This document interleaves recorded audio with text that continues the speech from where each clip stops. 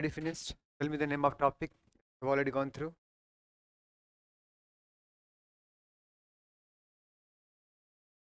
Yeah, please. हम लोग क्या पढ़ रहे हैं अभी? सब्जेक्ट कौन सा पढ़ रहे हैं? ज्योग्राफी में क्या क्या पढ़ना है? इंडियन एंड वर्ल्ड, इन दोनों का कौन सा डायमेंशन पढ़ना है? फिजिकल, ठीक है, इकोनॉमिक, ह्यूमन या सोशल। इसके अंदर क्या पढ़ रहे हैं हम लोग? जियोमॉर्फोलॉजी है, फिर क्लाइमेटोलॉजी, देन उष्णोग्राफी। जियोमॉर्फोलॉजी में क्या पढ़ रहे हैं हम लोग?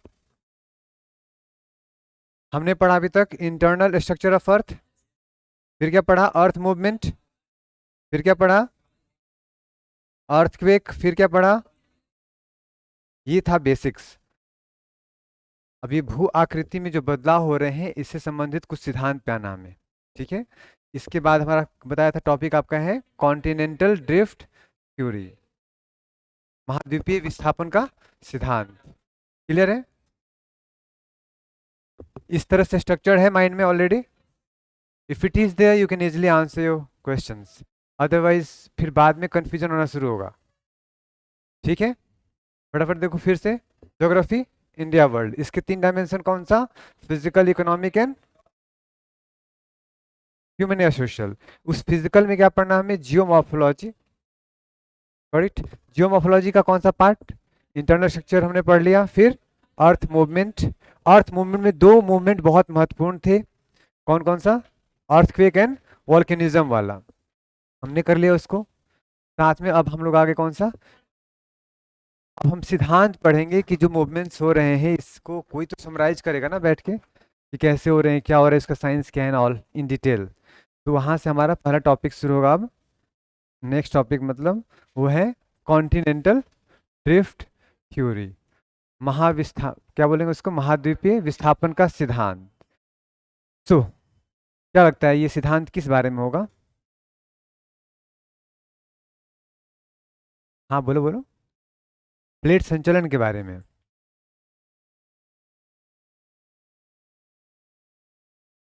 और कुछ?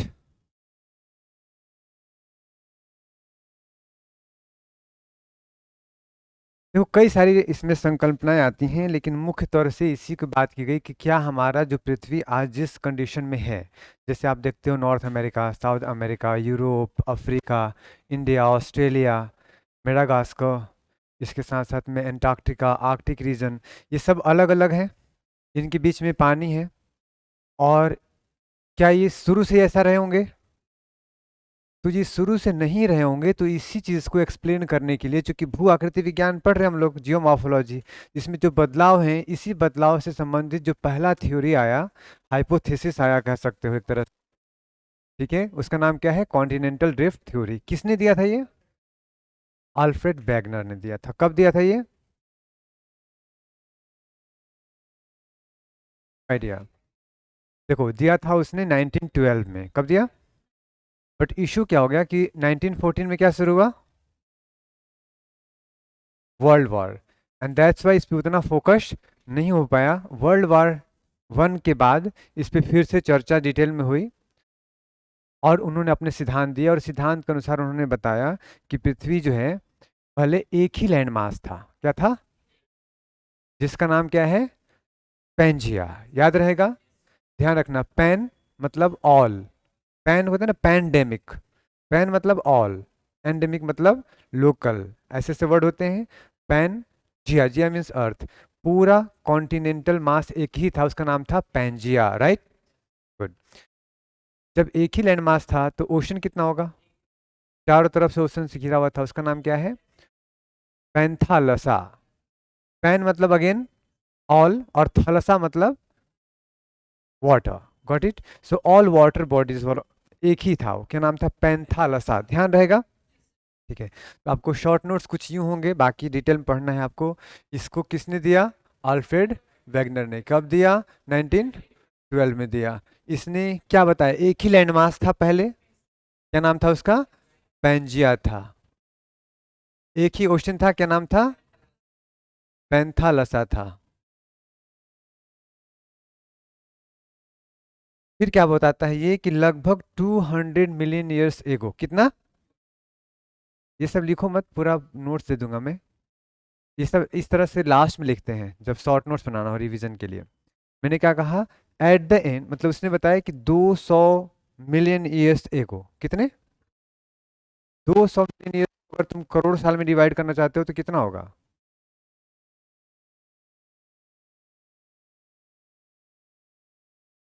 वाह, वाह। मैंने कहा 200 मिलियन ईयर्स को अगर करोड़ में बताना हो तो गलत, बस बोलते जाओ। 20 करोड़। ठीक है, दोनों वर्ड ध्यान रहेगा। जब भी कोई मिलियन वर्ड लिखा हो ना, उसके एक जीरो पीछे आ जाओ, करोड़ हो गया वो। Got it? 10 लाख होता है तो एक, समझ लो 20 लाख है, उसमें कितना करोड़ होगा? सिंपल। चलो, इतनी बात समझ में आई। 20 करोड़ साल पहले की बात है, या फिर 200 मिलियन ईयर्स एगो। होता क्या है, इस पेंजिया में ड्रिफ्टिंग वो होती है, ब्रेक हो जाता है, विखंडन होता है। ठीक है। और ये विखंडित होके एक पार्ट नॉर्थ में आता है, दूसरा पार्ट साउथ में आता है। कब, ध्यान बताओ इसको? 20 करोड़ साल पहले। बुक में जाओगे, कार्बोनिफेरस एरा मिल जाएगा लिखा हुआ कहीं पे, कहीं में एग्जाम मिड में सुजेइक एरा मिल जाएगा, कहीं पे अलग अलग नाम मिल जाएंगे। इसमें कंफ्यूजन हमेशा रहेगा। आपको उस कंफ्यूजन में रहना ही नहीं है। आपको कहाँ रहना है? सीधा आ जाओ डेट पे, कितना? लगभग 200 करोड़, 20 करोड़ साल पहले। इतनी बात समझ में आई? अब देखो, दो भाग में टूट गया ये। नॉर्थ वाले पार्ट का नाम दिया गया लॉरेंसिया। क्या नाम दिया गया? लॉरेंसिया नाम दे दिया गया। और साउथ वाले पार्ट का नाम गोंडवाना। गोंडवाना लैंड भी बोल सकते हो, या सिर्फ गोंडवाना बोल दो, ठीक है। इतनी बात समझ में आई? अब जब ये दो भाग में डिवाइड होगा तो बीच में पानी घुस जाएगा इसका। जब पानी इसमें इंक्लूड करेगा बीच में, तो इसको क्या बोलेगा, नाम दिया गया? इसका नाम दिया गया तेथिस। ठीक है, ध्यान रहेगा, तेथिस सी। देखो, सी और ओशन में क्या फर्क होता है?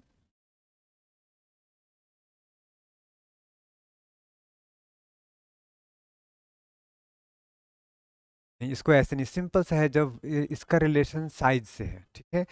जब बहुत बड़ा, तो क्या बोलते हैं उसे? ओशन। थोड़ा उससे छोटा, सी। ठीक है। बाकी और भी चीजें हैं वो ओशनोग्राफी में पढ़ेंगे, जैसे बाइट, बे, गल्फ, स्ट्रेट, डिटेल्स। ठीक है, चोक पॉइंट एक्सेट्रा, वो सब ओशनोग्राफी में। बट समझ में आ गया अभी? जो साइड, जैसे अरेबियन सी और इंडियन ओशन। क्लियर? आ गया? हो गया समझ में? ओशन कितने हैं टोटल? 5। ये समझ में आ गई? ठीक है, तो यहाँ पे कौन सा समुद्र आया? तेथिस सी आ गया। Any issue? ठीक है, ये संकल्पना किसको बताता है? Continental drift theory, Alfred Wegener बताते हैं ऐसा। ठीक है। अब जिन्होंने बताया कि इसमें फिर कह रहे हैं कि फर्दर ड्रिफ्टिंग होना शुरू हुआ, किसमें? नहीं, इनमें और इनमें फर्दर इनका विखंडन हुआ, और ये कई पार्ट्स में टूट गए, और लगातार मूव करने लगे, और अभी भी कर रहे हैं। लगातार करना शुरू किया मूवमेंट, और अभी भी कर रहे हैं। जैसे फॉर एग्जांपल, मान लो गोंडवाना लैंड जो साउथ में है वो ब्रेक होगा, जैसे कि अफ्रीकन कॉन्टिनेंट, ऑस्ट्रेलिया वाला continent, South America continent, major तौर पे दिख रहा है मेडागास्कर, एंटार्क्टिका। ये सब उसके पार्ट तो रहे होंगे, अभी भी हैं सदर्न हेमिस्फीयर में। लेकिन एक इंटरेस्टिंग पार्ट क्या है कि इंडिया भी यहीं पे था। ठीक है। So India is also the part of Gondwana land, न कि लॉरेंसिया। लॉरेंसिया में क्या आएगा? Major part of the Asia, Europe, North America. इतनी बात समझ में आ गई? तो ये सब इसके पार्ट थे। इतनी बात समझ में आ गई? ठीक है। अब ये कह रहा है कि इसमें मूवमेंट हो रहा है, इतनी बात। तो इसके बाद कुछ रिस्पॉन्सिबल फोर्सेस होंगे, बल होगा, अदरवाइज मूवमेंट कैसे हो सकता है? जैसे आप अपने घर से क्लास तक मूव करके आए हो, कोई तो फोर्स काम कर रहा होगा। वो चाहे फिजिकल, मैं फ्रिक्शनल फोर्स की बात करूं, या आपके अंतर आत्मा की आवाज कहूं, कुछ बनने की चाहत ने आपको यहाँ ले आया है। बात समझ में आई? ये जो मूवमेंट हो रही है, कोई ना कोई फोर्स होगा वहां पे। वो फोर्स क्या है, पे आने से पहले बेसिक पॉइंट नोट कर लो।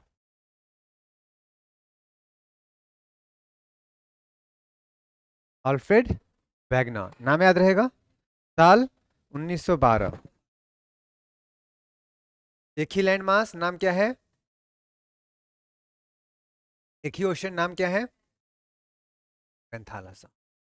पैन मतलब ऑल, थलसा मतलब ओशन या वाटर। Super continent, Pangaea.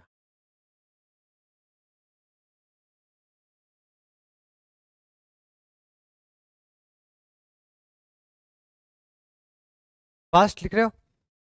लिखोगे तो टाइम लगेगा ना। आगे बढ़ाओ, पिक्चर ले लो, क्योंकि हिंदी भी लिखना है फिर। हाँ ऑब्वियसली।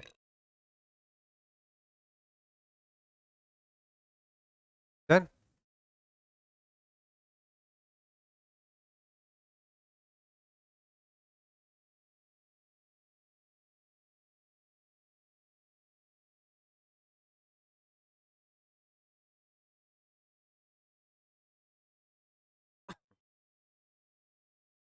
क्या बता रहे कि subsequently Laurentia and Gondwana continent continue to break into various smaller continents. Done.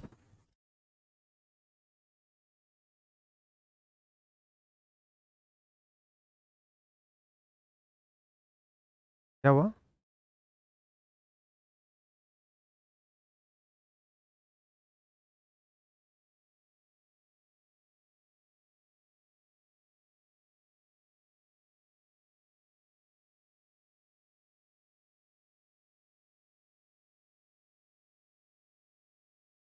Done.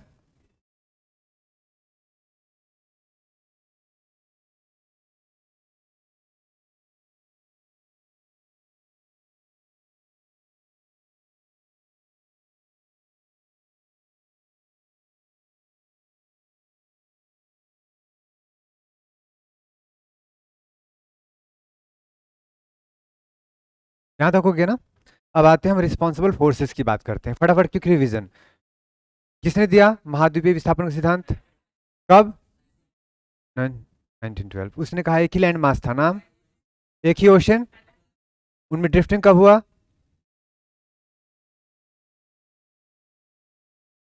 ठीक है इतना। अच्छा, उनके ड्रिफ्टिंग की वजह से बीच में जो सी बना, नाम क्या था? सी। इसमें फर्दर ब्रेक होता है। ठीक है। अब ये जो फर्दर ब्रेक हो रहे हैं, कई भागों में टूट रहा है, हम सब जान रहे हैं कि इसलिए कुछ फोर्स होंगे। ये फोर्स क्या काम है करता है, और ये कितने डायरेक्शन में लग रहे थे?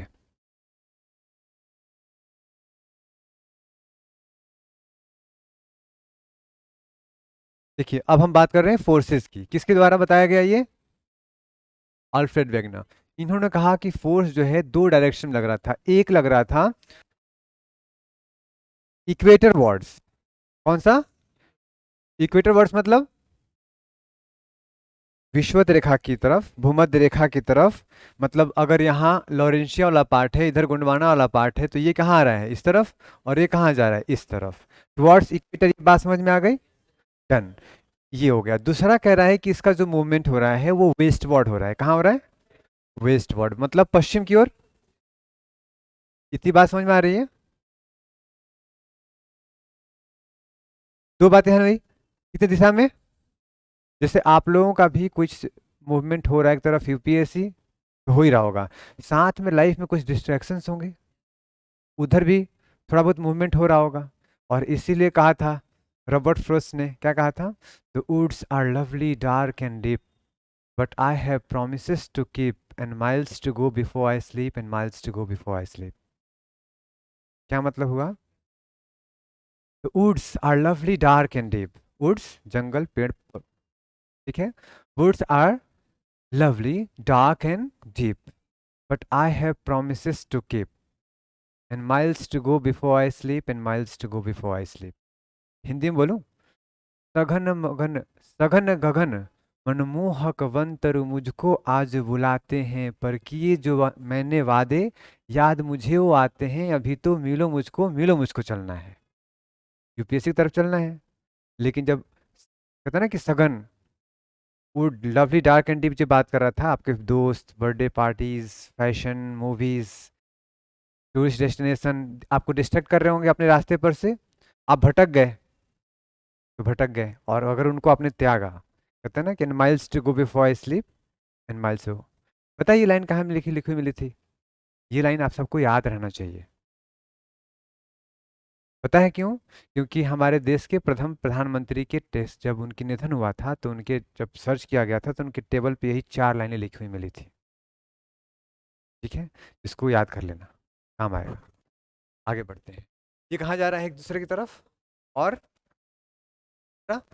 वर्ड, वेस्ट वर्ड समझना बड़ा आसान है।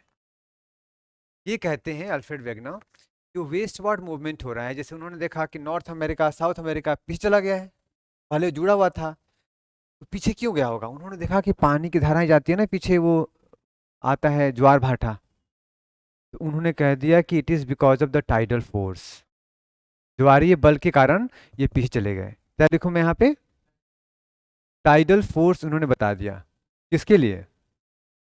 वेस्ट वर्ड के लिए। अब इक्वेटर वर्ड्स आने के लिए सबसे सिंपल क्या आंसर होगा इसका? पहला चीज, एक दूसरे की तरफ कोई चीज कब आती है? जब ग्रेविटेशनल हो। कह सकते हैं गुरुत्व बल, ग्रेविटेशनल फोर्स तो पहला हो गया। इसके अलावे उन्होंने और क्या बताया? कोरियोलिस फोर्स का नाम उन्होंने जिक्र नहीं किया था। इसको हम इसको बोलते हैं पोल फ्लिंग फोर्स। क्या बोलेंगे? Pole fling. मतलब होता क्या है, जैसे मान लो कोई यहाँ पे नहीं है ग्लोब, एनीवेज, हाँ जे लेके आओ जल्दी से। ठीक है, एक तो हमने बताया किसका? ग्रेविटेशनल फोर्स बताया। दूसरा हमने पोल फ्लिंग। बट उससे पहले आ जाओ, जानते हो उत्प्लावन बल क्या होता है? उत्प्लावन बल, सब अंग्रेज हो, फोर्स ऑफ बायोंसी। जानते हो क्या होता है? महसूस किया है कभी? जब पानी में जंप करते हो तो तुम्हें तो आराम से नीचे जाना चाहिए था, लेकिन ऊपर क्यों आते हो? अगर मैं इसको पानी में फेंकूं तो ये डूब जाएगा, कुछ से नीचे जाएगा फिर ऊपर आएगा। ये ऊपर आ रहा होता है, ये कोई ना कोई बल लग रहा होगा ऊपर की ओर, अदरवाइज ग्रेविटेशनल फोर्स इसको नीचे ले जाएगा, but it is coming out just because of certain force are being exerted on it towards normal upward. That force is called force of buoyancy, उत्प्लावन बल। इतनी बात समझ में आई? तो इन्होंने कहा एक ग्रेविटेशनल फोर्स, दूसरा क्या बोला? फोर्स ऑफ बायोन्सी, बायोंट फोर्स बता दिया। दो फोर्स हो गए। तीसरा कहता है पोल फ्लिंग फोर्स। ठीक है, जैसे कि हमारे जो पोल है ये एक जगह स्थिर है क्या? नहीं है। अगर हम इसको रोटेट कर रहे होंगे तो ये बताओ जो यहाँ पे लैंड मास होगा यहीं रहेगा या मूवमेंट होगा? ये because of the earth motion movement होगा उस पे। ठीक है, उसको कोरियोलिस फोर्स हम नहीं बोलेंगे, बताएंगे बाद में कोरियोलिस फोर्स कब यूज किया गया और क्यों किया गया था। इतना समझ में आया? पोल फ्लिंग फोर्स। डन। जैसे हिंदी में अब आने लगा, कहीं कहीं लिखा हुआ, अदरवाइज ये जिक्र नहीं होता था कभी भी, पर ध्यान रखोगे क्या मैंने बताया? पोल फ्लिंग फोर्स का इतना महत्व इसलिए नहीं है क्योंकि आगे चल के देखेंगे कि इन सब कॉन्सेप्ट को बकवास बता दिया गया, बट ये क्या बताया हमें पता तो होना चाहिए। ठीक है, तो इन्होंने कहा कि फोर्सेस अप्लाई हो रहे हैं और दो दिशा में हो रहे हैं, एक टुवर्ड्स इक्वेटर और दूसरा टुवर्ड्स वेस्ट। वेस्ट वर्ड का स्थान क्या था? Tidal force. और towards equator gravitational force, buoyancy force and pole fleeing force के इंटर रिलेशनशिप की वजह से, all combinedly acting together and pushing the masses towards equator. ये किसने कहा? अल्फ्रेड वेगनर ने। ध्यान रखो ये सब अल्फ्रेड वेगनर का स्टेटमेंट है in under his theory. I am not saying it is right और रॉन्ग, ये हम आगे देखेंगे कितना सही और कितना गलत है। इतना क्लियर है? नोट डाउन कर लो। Forces responsible for the continental drift and those are, देखो ये क्या है? लॉरेशिया। ये क्या है? गोंडवाना। ये देखो बीच में क्या है यहाँ पे? तेथिस सी। लॉरेशिया गोंडवाना। अब देखो फर्दर ड्रिफ्टिंग हो गया, क्या गया यहाँ पे? तेथिस सी। इतना क्लियर? अब लिख लो स्टेजेस की बात करें, देखो स्टेजेस से पहले ये लिख लो forces. Forces responsible for the continental drift.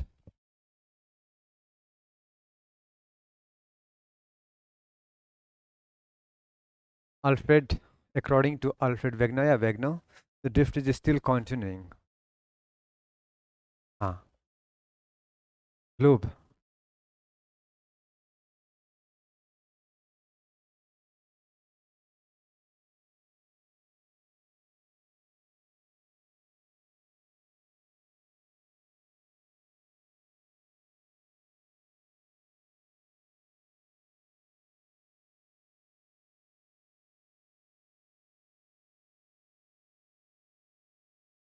कोई कंटेंट गूगल पे मिल जाए सही मत मान ले, अगर वो ऑथेंटिक सोर्स पे है देन नो इशू। जैसे तुम्हें मिल रहा है नासा पे तो कोई इशू नहीं है, गवर्नमेंट ऑफ इंडिया के साइड पे कोई इशू नहीं है। But if you are just taking it from any irrelevant sources then you may find yourself distracting from your preparation। हो गया? चलो फोर्स हो गए, क्लियर, समझ में आ गया? चलो फोर्सेस आ गए। अब इन फोर्सेस की वजह से जो उनमें मूवमेंट हुआ 5 चरण में हुआ। कितने चरण में? 5 स्टेजेस में। ऐसा कुछ जरूरी नहीं आपको बताना, बट फिर भी अपने अंडरस्टैंडिंग के लिए सबसे पहले क्या हुआ होगा? पेंजिया में ब्रेकेज हुआ होगा, फिर तेथीसी का निर्माण हुआ होगा, फर्दर क्या हुआ होगा? नॉर्थ अमेरिका साउथ अमेरिका अलग होना शुरू हुआ होगा। यही सब स्टेजेस होंगे उसके। ये देख लो स्टेजेस क्या है। पहला चरण पेंजिया वॉज पहले घिरा हुआ था, ये पहले देख ही लो। दूसरा में क्या कर रहे हैं? 200 मिलियन ईयर्स को 20 करोड़ साल पहले क्या हो रहा है? बिगेन टू स्प्लिट, ब्रेक होना शुरू हुआ और दो भागों में टूट गया, लॉरेंसियन गोंडवाना। सेकेंड स्टेज हुआ। थर्ड स्टेज टेथिसी का निर्माण हुआ था, धीरे धीरे उसमें सेडिमेंटेशन होना शुरू हुआ और ये चौड़ा होता गया। पहले क्या देखा था अभी पिक्चर में आपने, देखो टेथिस, फिर और डिस्टेंस हो गया और ये ब्रॉड होगा धीरे धीरे। नेक्स्ट अभी ध्यान रखना 100 मिलियन से हुआ, ये एक बार स्टेट पीसेस में क्वेश्चन आ चुका है ये वाला, कि कब हुआ था आपका कौन सा अटलांटिक ओशन का निर्माण। तो कब हुआ देखो तो लगभग 10 करोड़ साल पहले। ये क्या हो गए? वेस्ट वर्ड मूव करना शुरू कर दिया, north America and south America. इतना क्लियर है? ठीक है। इसके बाद लास्ट में क्या होता है? Mountain building activities. जब ये वेस्ट वर्ड जाएंगे तो जो पीछे वाला पार्ट है उससे टकराएंगे, टकराएंगे तो वहां पे क्या होगा? फोल्डिंग होगा, वोल्केनिक एक्टिविटी होगा, तो इन सब के कॉम्बिनेशन से माउंटेन बनेंगे जिसको हम रॉकीज एंड एंडीज कहते हैं। Then, बस ये 5 स्टेज उन्होंने बताए। हो गया ये?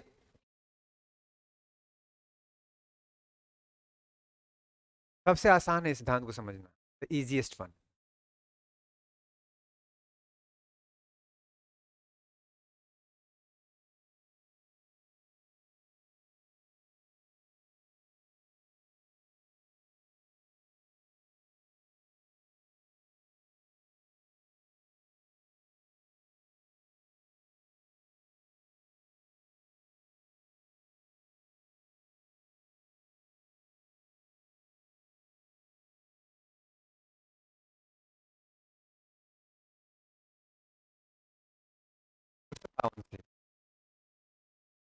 बाउंसेस से रिलेटेड कई बार क्वेश्चन पूछ चुका है यूपीएससी एंड स्टेट पीसीएस। किसने दिया था इसके बारे में? आर्कमिडीज। आर्कमिडीज प्रिंसिपल क्या कहता है?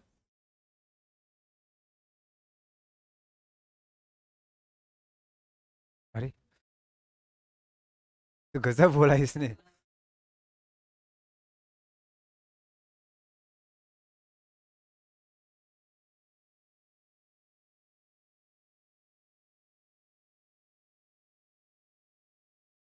आधा बिल्कुल सही था, उसके बाद थोड़ा गड़बड़ हो गया।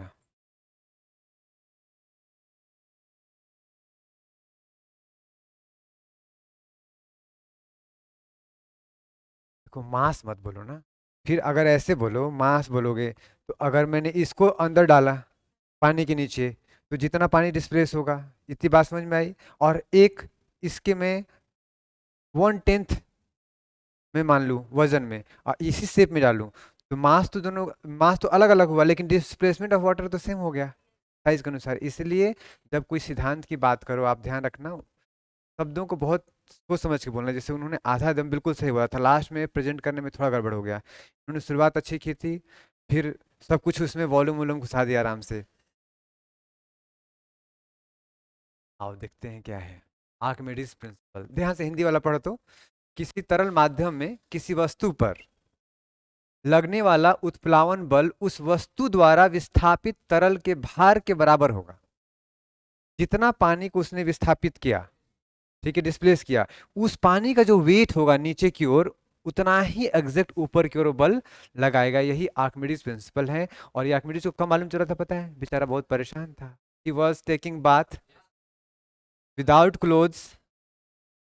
अचानक से उसके दिमाग में आइडिया क्लिक किया and he started running crying that yes I finally Newitt Archimedes principal उसने दिया था। बात समझ में आई? कैसे? ये देखो, ये क्या है? देखो, ये ऑब्जेक्ट जितना पानी नीचे जाएगा यहाँ पे उतना ही पानी आ रहा है, तो जितना इसका वेट हुआ देखो उतना ही बल ऊपर की ओर ये लगेगा। ये क्लियर हो गया? This is the Archimedes principal. हमारे सर पढ़ाया करते थे, कोई लड़का या लड़की किसी लड़की के प्रेम में आंशिक या पूर्ण जितने मात्रा में, ठीक है, वो अपने जीवन में अपने लक्ष्य से उतनी ही रेशियो में उतनी दूर चला जाएगा। हालांकि ये ओल्ड कॉन्सेप्ट्स हो गए। न्यू कॉन्सेप्ट्स तो ये हैं कि एक दूसरे का लोग सपोर्ट करके बाकायदा आईएएस बन रहे हैं, है ना। Just because time changes, rules changes, कौन सा, ये तो पानी संबंधित है, जीवन में कॉन्सेप्ट संबंधित बदल सकते हैं। जैसे आप लोगों के लिए होमवर्क है, लिव इन रिलेशनशिप लिख लो, लेटेस्ट जो डेवलपमेंट हुए हैं होमवर्क कर लो। Live in relationship, high court का ऑर्डर आया ना कल, live in relationship. Now it is mandatory for certain people to register themselves before they live in relationship. Otherwise,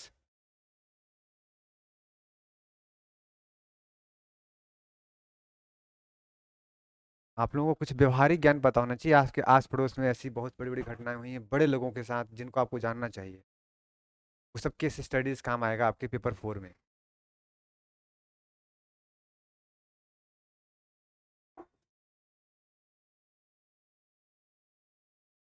ये क्लास उसका नहीं है।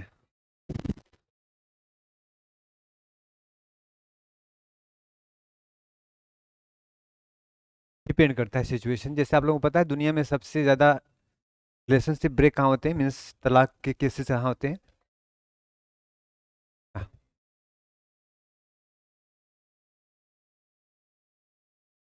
यूरोपियन क्षेत्र में, जैसे जानते हो लग्जमबर्ग, मैड्रिड, ये सब वो क्षेत्र हैं कहाँ कहीं पे 96% मैरिजेस ब्रेक हो जाते हैं, कहीं पे 80%, कहीं 85%।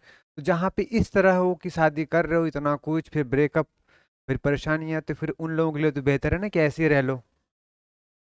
बात समझ में आई? So it depends. इंडिया में कितना परसेंट है? 1%। 1% है, क्योंकि हमारे यहाँ 7 जन्मों का रिश्ता माना जाता है, चाहे जो हो नाक रगड़ो, परेशान हो, क्योंकि शादी तुम अकेले नहीं करते हो, दोनों परिवार पूरा समाज इकट्ठा होता है। एंड देन ये आपके ऐसे का है टॉपिक। क्या है? ऐसे का टॉपिक है, इसको रेडी कर लो होमवर्क में, और कम से कम 2000 शब्दों में या फिर ऐसे पॉइंट वाइज रेडी कर लेना। हाँ, इतना का रेडी करोगे तब जाके 1000 लिख पाओगे, क्योंकि ये बहुत इंपॉर्टेंट टॉपिक है, यहाँ से आ सकता है क्वेश्चन। समझ में आ गया? ये भी आ गया। कोर्सेज की बात कर लिया, फिर उसने कहा कि जो मैं बात कह रहा हूँ उसके मैं कुछ साक्ष्य दे रहा हूँ। उसने कुछ एविडेंसेस दिए। कौन सा एविडेंस दिया उसने? भौगोलिक, देखें, नाम देख लो, जिक्सॉ फिटिंग जिसको बोलते हैं, ये बोल सकते हैं हम। दूसरा क्या है? Rocks the same age and same features across the ocean. ठीक है, मैं समझा दूंगा अभी। तीसरा क्या है? Tillite deposit. Fourth, placer deposit, जीवाश्मों का वितरण, distribution of fossils and polar warming, shifting of poles, ध्रुवीय विचरण। एक एक करके समझ लें। देखो, पहला क्या है? Jigsaw fit. ये देखो, ये है अफ्रीका, ये southern America. If you just keep them closer, ऐसा लगेगा ना दोनों एक दूसरे के साथ फिट बैठ रहे हैं। इसका मतलब पहले शायद एक रहे होंगे, बाद में पानी आता गया और ये से डिस्ट्रैक्ट हो गए धीरे धीरे, है ना, डिस्प्लेस्ड हो गए। तो ये पहला उन्होंने सिद्धांत दिया। क्या? ठीक है, भौगोलिक एकरूपता। बाकी कई जगहों पे देखोगे, नॉट नेसेसरीली सिर्फ यही। यहाँ पे देखो गौर करके, तो ये पार्ट तो दिख रहा है ना यहाँ पे, ये पार्ट दिख रहा है ना यहाँ पे, सेट हो जाएगा। कई सारे पार्ट्स देखोगे वर्ल्ड में जो तुम्हें एकरूपता दिखाएगा कि एक साथ वो एडजस्ट हो सकते हैं, और इससे लग रहा है ना कि साथ साथ रहे होंगे। पहला पॉइंट क्लियर हो गया। दूसरे पॉइंट पे आओ, देखो जैसे बताया मैंने, ये वाला पार्ट, ये पार्ट देखो, इंडिया कहा था ना यहाँ पे था, ये पार्ट सब आपस में दिख रहा है ना कनेक्टेड। तो दिस इज जिक्सॉ फिटिंग, भौगोलिक एकरूपता। इसके अलावे हम बात कर रहे हैं फॉसिल्स की, चाहे वो पेड़ पौधे हों या फिर एनिमल हो, उसमें क्या देखा गया कि मान लो कि जैसे एक एनिमल है, नाम है लेमूरिया। क्या नाम है? लेमूरिया। लेमूरिया मिला पता है कहाँ पे? सुनो, एक मिला, चलो यहाँ पे नहीं, अफ्रीका में मिला। अफ्रीका से बगल में कौन सा है? मेडागास्कर। और फिर वहां से मिला इंडिया में। तो ये बताओ, ऐसा तो हो नहीं सकता कि ये बेचारे जानवर तैर कर कितना दूर जाए समुद्र में। ये शायद एक साथ रहा होगा पहले, डिस्ट्रीब्यूशन होगा, ये डिस्ट्रैक्ट हो गया, डिस्प्लेस हो गया, तो जो जहाँ पे था वहां रह गया। ये भी एक वजह बन सकता है। इसके अलावा कुछ ऐसे पेड़ पौधे देखे गए जो यहाँ पे हैं, यहाँ भी हैं, यहाँ भी हैं। ऐसा तो नहीं कि सीड तैर के गया होगा। तो उनका कहना था कि हो सकता है कि सब साथ रहे हों। ओके। इसके अलावा अगर उसने बात की एक प्लेसर डिपॉजिट की, ठीक है? प्लेसर क्या होता है पता है?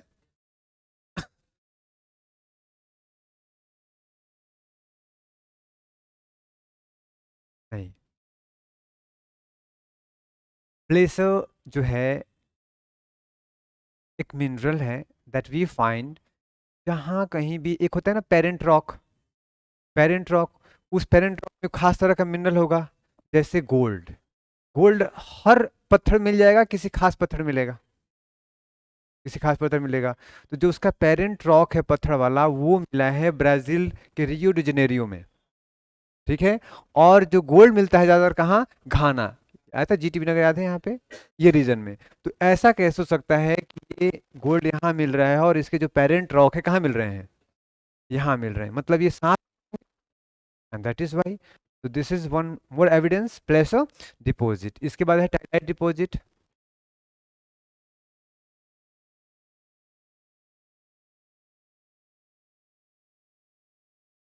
नहीं, इसको ऐसे बोलो कि जब कभी भी ग्लेशियर मूव करता है, अपने साथ कई सारे कंकड़ पत्थर उस क्षेत्र की चीज़ों को इकट्ठा करके ले जाएगा। जब अगर वो वाटर में कन्वर्ट हो जाएगा तो बहुत सारे एक्यूमुलेट हो जाएंगे एक जगह पे, ठीक है? तो इसको सिंपल ऐसे कह सकते हैं कि out of the action of the glacier, ठीक है, जो कंकड़ पत्थर एक जगह इकट्ठा होते हैं उसे क्या बोलते हैं? टाइलाइट। सब मिल करके आपस में। एग्जाम्पल के तौर पे देखो यहाँ पे, देखो ये कैसे बना, ध्यान से। जब पहाड़ पर स्थित हिमनद ढाल व गुरुत्वाकर्षण के बल के कारण नीचे खिसकते हैं, तब खिसके हुए अपने साथ अवसाद, कंकड़ पत्थर मिट्टी सब ले जाते हैं। इस अवसाद को टिल कहा जाता है। क्या कहते हैं उसको? टिल कहा जाता है। जब नीचे आने के क्रम में हिमनद पिघलकर पानी बन जाता है, तब ये अवसाद एक जगह इकट्ठा हो जाते हैं और बाद में यह चट्टान में बदल जाते हैं। इन चट्टानों को टिलाइट कहा जाता है। देखो तो कई सारे मिले ना आपस में एक दूसरे के साथ, अलग अलग फीचर्स देखने को मिल रहा है। ये टिलाइट डिपॉजिट है। और देखा गया क्या कि जैसे यहाँ पे देखो, ये कौन सा पार्ट था बताना? गोंडवाना। ये कौन सा पार्ट है? ये गोंडवाना का पार्ट है, ठीक है। इसमें देखा गया कि देखो इस रीजन में, इस रीजन में, यहाँ इंडिया का सदर्न रीजन में, ऑस्ट्रेलिया के सबके सदर्न रीजन में क्या मिल रहा है? टिलाइट, जो किससे बना हुआ है? ग्लेशियर से। और नीचे में क्या है हमारा यहाँ पे? It means they all once connected with Antarctica, तभी तो उसमें होगा ये टाइलाइट डिपॉजिट। क्लियर हुआ? तो इसने ये भी कहा कि इसकी वजह से ये स्पष्ट होता है कि सब रहे होंगे। इतनी बात समझ में आई? इसके अलावा वो कहता है पोल, जो हमारा अर्थ का मैग्नेटिक पोल है, नॉर्थ एंड साउथ पोल, वो एक जगह पे है, लगातार मूव कर रहा है अभी। प्रेजेंट टाइम पता है कितना स्पीड है उसका? प्रेजेंट टाइम स्पीड पता है कितना?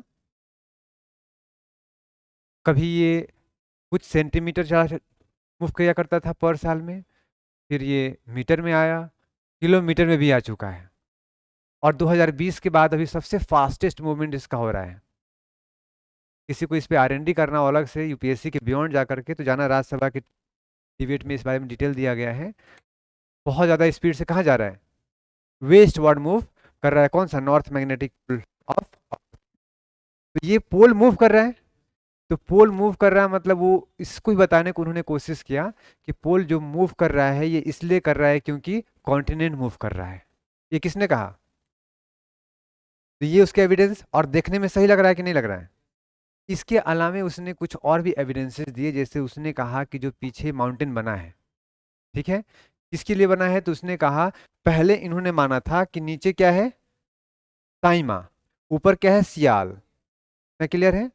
सिलिकॉन मैग्नीशियम वाला पार्ट, मैग्मा वाला पार्ट, ऊपर कौन सा है? लिथोस्फीयर। कौन सा? Silicon aluminium. तो ये कहा कि एक दूसरे पे फ्री फ्लोट करते हैं, इन्होंने कहा।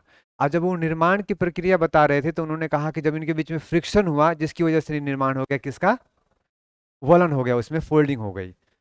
ये किसने कहा, अल्फ्रेड। से पहली बार उन्होंने बताने की कोशिश की कैसे बना होगा, हालांकि हम लोग जानते हैं आगे चल के कि सब गलत है, ये कॉन्सेप्ट सही नहीं है, बट क्लियर हुआ इतना। तो आप नोट कर लें, evidences in the favour of continental drift theory.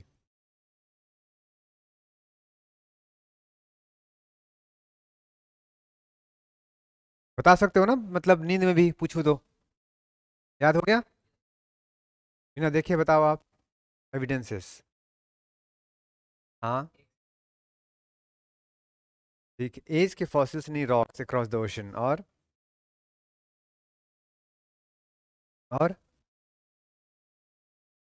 एक वर्ड और था, प्लेसर। प्लेसर गोल्ड से रिलेटेड हो गया, ठीक है। और डिलाइट किससे है, ग्लेशियर से, ठीक है। Tillites are formed out of the action of the glacier. हो गया इतना। अब इसको डिटेल यहाँ पे है, चाहो तो पिक्चर ले लो, एक जगह लिख दिया मैंने सारा।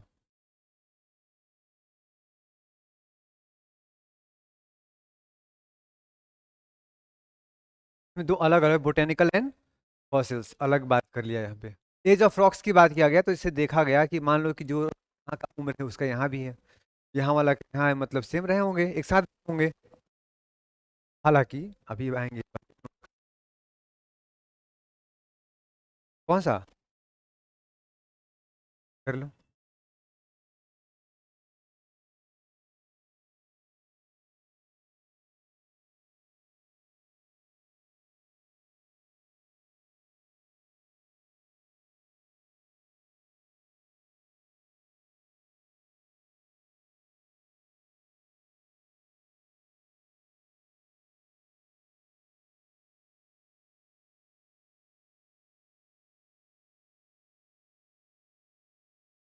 रियो डी जेनेरियो, ठीक है।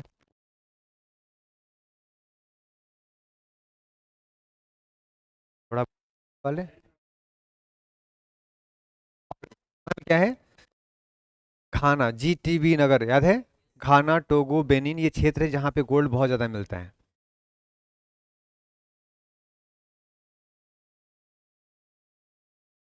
व्यवहार संबंधित, हिंदी में थोड़ा सा एक्स्ट्रा आ गया। देखो, लेमिंगो नाम का एक जानवर है जो यूरोप में पाया जाता है जनरली। लेमिंग, लेमिंगो, देखो यहाँ पे है लेमिंग, लेमिंगो, लेमिंग। इनकी पता है क्या था प्रवृत्ति, आज भी ना ये पश्चिम की ओर दौड़ते जाते हैं और समुद्र में कूद के जान दे देते हैं।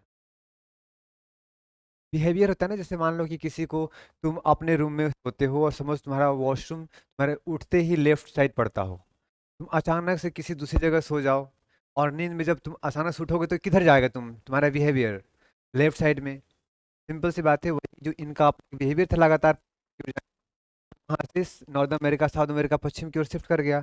ऐसे केसेस में अब ये तो वही सोच के जाते हैं और पानी में कूद के निपट जाते हैं बेचारे। ठीक है, जैसे तुम लोग अपने बिहेवियर से परेशान रहते हो कई बार ना, पढ़ना तो चाहते हो लेकिन आदत मूवी देख लेने का है, स्क्रॉल कर लेने का है। कौन, हाँ अभी भी करते हैं। जीनेटिक,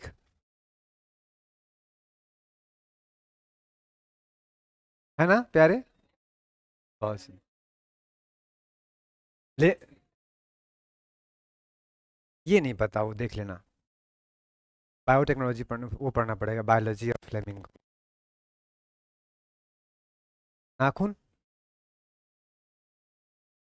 पॉइजन, हो गया सबका ये। कई सारे एग्जाम्पल यहाँ पे, लेमुर बताया था, कहाँ कहाँ मिलता है lemur, India, Madagascar and Africa. Clear है ये, पूरा जलवायु संबंधी साक्ष्य, मतलब वही टाइलाइट की बात कर रहे हैं कि पहले समय में हिंदी में कुछ अलग अलग नाम।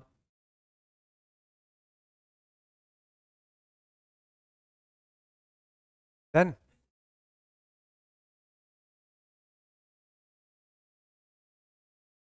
ब्लड अवसादी होगा कि खुद से बताओ, इग्नियस होगा या मेटामॉर्फिक? लाइट बना कैसे है? तो क्या है, सबका कॉम्बिनेशन से बना है ना, अलग अलग सेडिमेंट से बना है, ये तो सेडिमेंट्री हो गया। अब इसमें बदलाव होगा तो मेटामॉर्फिक हो जाएगा वो। ऐसी गलतियां नहीं करो, अब अलग से हम लोग रॉक पढ़ चुके हैं, अप्लाई करते रहो पीछे। डन।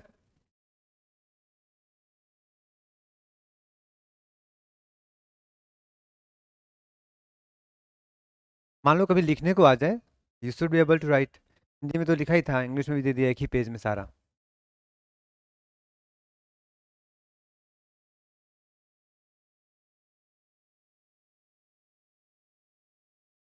वैसे पूरी तरह से एक्सप्लेन करें क्वेश्चन यूपीएससी में अब नहीं आएगा, स्टेट पीसी में आ सकता है। यूपीएससी में इसका एप्लीकेशन पार्ट आएगा, इसका अलग अलग, जैसे टाइलाइट से कुछ पूछ दे आपसे, प्लेसर से पूछ दे, and so on, continental drift से संबंधित इसका relevance, how it became the very basis for the further theories like sea floor spreading, convectional current theory, plate tectonic theory etcetera, पूछ सकते हैं।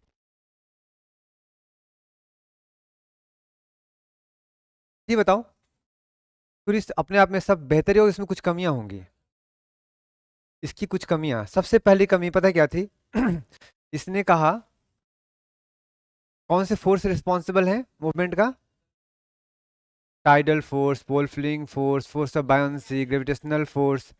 आपको लगता है कि ज्वार भाटा इतनी स्ट्रांग होगी पूरा अमेरिका को पीछे ले जाएगी,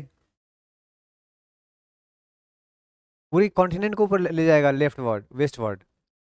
कुल मिलाकर के बाद में स्टडी किया गया और देखा गया कि whatever the forces Wegener is suggesting for the continental drift, they are not strong enough, insufficient to be able to move continent. ठीक है, ये इतना स्ट्रांग नहीं होते हैं कि पूरा कॉन्टिनेंट को मूव कर दें, तो पहला क्रिटिसिज्म। दूसरा कह रहा है कि ये हैं कौन सा, जलवायु स्टडी करने वाले, क्लाइमेटोलॉजिस्ट हैं, और चल रहे हैं बताने किस बारे में, जियोलॉजिस्ट वाली बात बताने जा रहे हैं। वो सबसे बड़ी बात क्या है कि हमारे देश में कोई भी आप में क्लास में कुछ अलग करने की कोशिश करे, अपोजिशन होता है ना, क्रिटिसिज्म होता है ना, लाइफ में कुछ अलग करने की कोशिश करो, गांव समाज से अलग करने की कोशिश करो, होता है क्रिटिसिज्म। मानते हो ना इस बात को? तो सोचो कि पहली बार कोई सिद्धांत लेके आ रहा हो, और बाकी पड़ोसी कितने जलते होंगे, आपको बढ़ने देंगे आगे? इतनी क्रिटिसिज्म किया गया बेचारे का, जिसमें से फोर्स को लेकर था ही, और वही ना कि बने हो तुम इंजीनियर, लगे डॉक्टर मेडिसिन देने वाली बात, वो हो गया। साथ में कहा गया कि ये बताओ, जो सेम एज रॉक्स के हैं, तो ये कोइंसिडेंस नहीं हो सकता, ये एक साथ वहां बन गया हो यहाँ बन गया हो। उसने कहा फॉसिल डिपॉजिट जानवर का, तो जरूरी थोड़ी है जानवर वहां भी प्रोड्यूस हो सकते हैं, जैसे वहां हुआ यहाँ भी हो गया होगा। सेब की जो बात कर रहे हो, तो ये बताओ, जो सेप होता है, किनारियां होते हैं जो भी, क्या ये परमानेंट फीचर है? हो सकता है उसमें। दूसरे में वो कहते हैं सब कि हो सकता है कि मेयर कोइंसिडेंस हो ये, क्या ये साइंटिफिक प्रूफ है? दिस इज मियर एजम्पशन, सिर्फ मान्यताओं पे बेस्ड है आपका। ठीक है, आगे चल के हमने देखा, जैसे इन्होंने कहा था कि सियाल साइमा पे फ्लोट कर रही है, फ्री फ्लोइंग। और जब निर्माण की पूछा गया कहाँ से आ गया ये इंडिज रॉकीज, तो कहते हैं कि फ्रिक्शन की वजह से हो गया। कॉन्सेप्ट हो गया यहाँ पे कंफ्यूजन। फिर कहते हैं पोलर बॉन्डिंग वाला सिद्धांत, कि कॉन्टिनेंटल मूव की वजह से, बट वो उसकी वजह है ही नहीं, तो किसी और वजह से हो रहा है पोलर पोलर बॉन्डिंग। ठीक है, इसके अलावा क्या उन्होंने ओशन की बात की, कॉन्टिनेंट की बात की, ये कमी रहा, तो कमियों का तो लाइन लगा दिया गया। इतनी लाइन लगा दी गई कमियों की कि इतने बेचारे परेशान हो गए वो, 1920s में इन्होंने रखा था, और ये करीब 26-27 के आसपास इतना क्रिटिसिज्म हुआ कि ये अपनी टीम के साथ निकल गए नॉर्थ पोल की तरफ। ठीक है, फिर से स्टडी करने के लिए कि कुछ साक्ष्य लेके आऊंगा, मैं प्रूफ करूंगा कि मैं सही हूं। बेचारे उधर गए, फंस गए, पता है किसमें? पोलर विंड्स में, क्योंकि उस वक्त इतना टेक्नोलॉजी तो था नहीं, and they are not having that much idea. अब उधर फंस गए, उधर रिसर्च करने में लगे हुए हैं, तब तक 1928-29 के समय आते हैं आर्थर होम्स, जो नया सिद्धांत लेके आ जाते हैं कि जो कॉन्टिनेंटल ड्रिफ्ट हो रहा है वो क्यों हो रहा है। ठीक है, लेकिन उस वक्त वो मरे नहीं थे। कौन? ये गए थे रिसर्च करने, लेकिन वापस नहीं आ पाए बेचारे, वहीं निपट गए इस खोज में कि how to explain my theory is correct. Got it? कितना मुश्किल रहा होगा लाइफ। उनके जीते जी ये आ गया था, लेकिन वो आ नहीं पाए थे यहाँ पे। 1800 मतलब 1929-30 में उनकी मृत्यु हो गई। तब तक 28-29 में कौन सा आ गया? देखिए, ये जो मैंने डेट बता रहा हूँ, ये बिल्कुल प्रूवन फैक्ट्स है। अगर आप जाके गूगल पे सर्च करोगे तो कई सारे अलग अलग डेट मिलेंगे, उसमें कंफ्यूज नहीं होना है। इसे पूरा मेरा रिसर्च किया हुआ है। ठीक है, तो so what I am telling you is the exact. ठीक है, पूरी स्टोरी के साथ कि क्या क्या घटनाएं घटी। अब समझ में आया? क्रिटिसिज्म, तो आपको ये भी क्वेश्चन अलग से आ सकते हैं कि what was the criticism of continental drift theory. बता सकते हो? पहला, फोर्सेस इनसफिशिएंट, वेरिएबल इतने नहीं है, स्ट्रांग है। दूसरा, जितना भी सारा का सारा उनका जो एविडेंस है एजम्पशन पे बेस्ड है, वो कोइंसिडेंस हो सकता है। जो हमारा किनारा है वो कोई परमानेंट फीचर नहीं है, उसमें बदलाव होते रहते हैं। What it? जो नहीं हुआ उसको कोइंसिडेंस बता दिया उसने। सारी बातें नोट कर लो।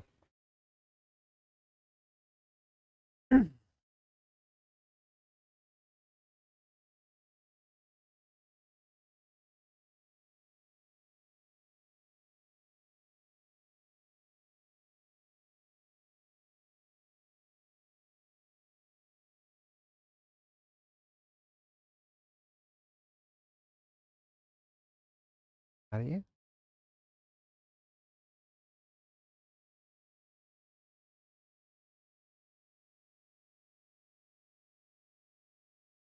डन।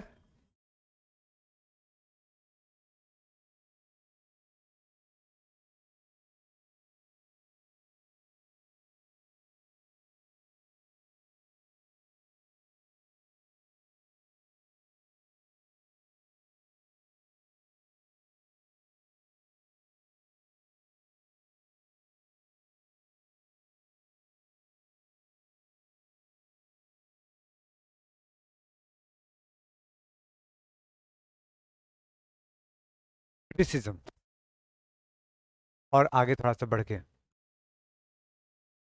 जलवायु वेता थे ना, और भूगोल शास्त्री की तरह ज्ञान दे रहे थे। उन्होंने ऐसा बोलना शुरू किया लोगों ने।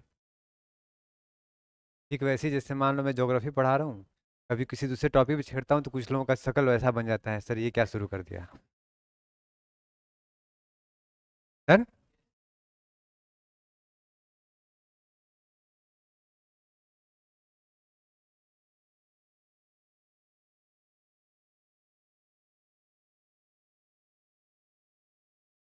सेपरेट डिसिप्लिन नहीं था ना, ये तो लेटर ऑन होना शुरू हुआ। जैसे कि इन्वायरमेंट तो बहुत बाद में आया एक डिसिप्लिन के रूप में, पहले था ही नहीं। जैसे कि अगर बात करो टेक्नोलॉजी की, तो अगर जो न्यू इमर्जिंग टेक्नोलॉजी की बात करोगे, नैनो टेक, आर्टिफिशियल इंटेलिजेंस, ये सब तो तुम्हारे सामने की बात है ना। ठीक है, आगे बढ़ूँ?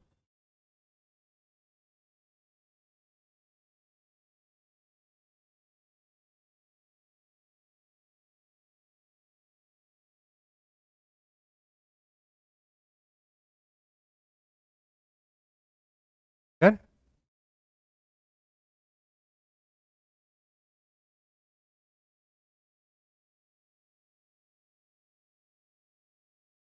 तो क्या बोलेंगे इस बारे में कि क्या इस theory को हमने नकार दिया? बिल्कुल। What is the present status of this theory? क्या है? कह सकते हैं कि दो it was criticised on many grounds, however the different land masses that he suggested, like Pangaea, Panthalassa, Tethys, all Laurencia, Gondwana, all these are accepted. At the same time, it paved the way for the further theories to come, like seafloor spreading, plate tectonic. तो कोई ना कोई पहला काम दूसरे काम के लिए उसको आकर्षित करता है ना। ये बहुत महत्वपूर्ण अपने आप में था, ऐसा नहीं है। ठीक है, इसके कुछ एक्सप्लेनेशन गलत हो सकते हैं। ठीक है, अब जो कमियां थी उसको दूर करेगा वही आएगा नया थ्योरी। और सबसे बड़ी कमी क्या थी? बल। डन। यहाँ तक होगा? देखो, एक बार देख लो, ये कब था? लगभग 20 करोड़ साल पहले। अब देखो, कब? 100 मीन्स 10 करोड़ साल पहले क्या बनना शुरू हुआ ये अटलांटिक ओशन। अब आगे देखो चौड़ा हो गया ये कब? 50 मीन्स 5 करोड़ साल पहले कुछ ऐसा रहा होगा। And then finally present time में ऐसा है कुछ। प्रोसेस देखोगे, देखो पहले ऐसा, धीरे धीरे क्या हो रहा है।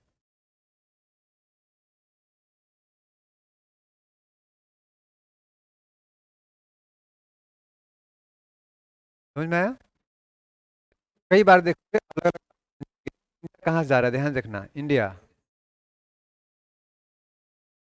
देखो इंडिया, ठीक है।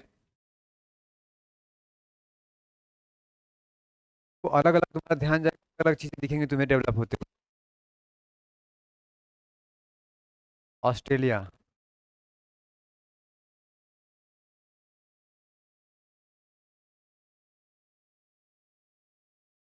डन।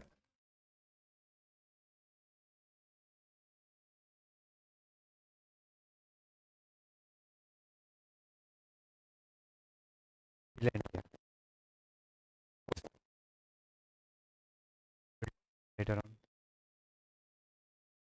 ठीक है। सी दिस, अलग अलग समय में वहाँ साल दिखा रहा है कितने मिलीमीटर से कैसे क्या हो रहा है। देखो ये सी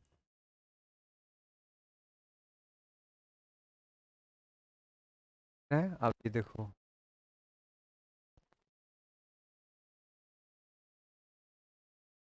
देखो यहाँ पे कितना क्रस, इसलिए यहाँ पे हमारा क्या है, टेक्टोनिक ज़्यादा है, वो कम ज़्यादा आता है। क्लैरिटी आ रही है कुछ?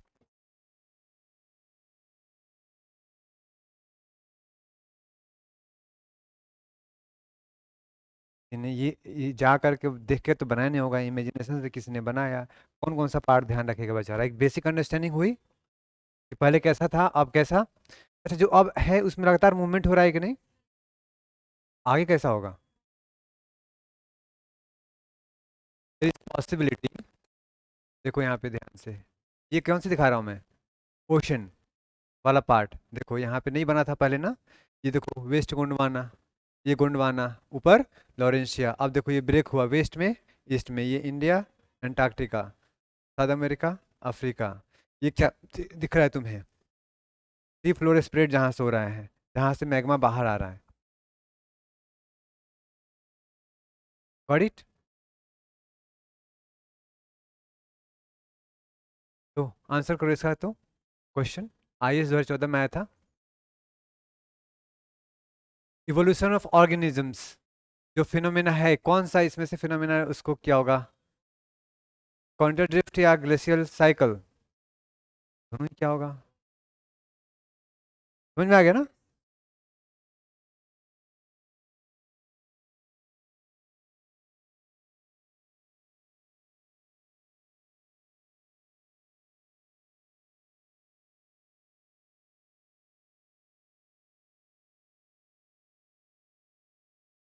डिस्प्लेसमेंट हाइपोथेसिस बोल सकते हैं इसको।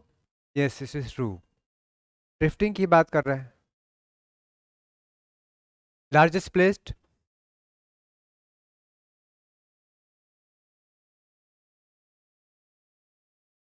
पैसिफिक।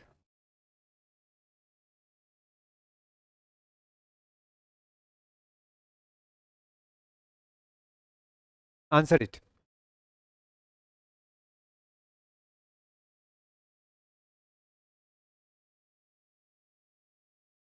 इजी है ना?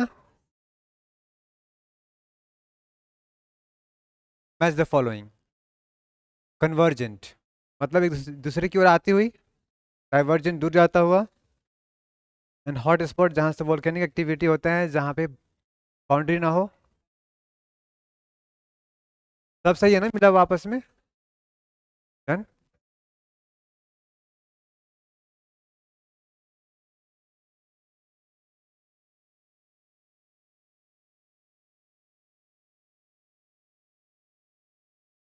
Can you answer? इजी है ना?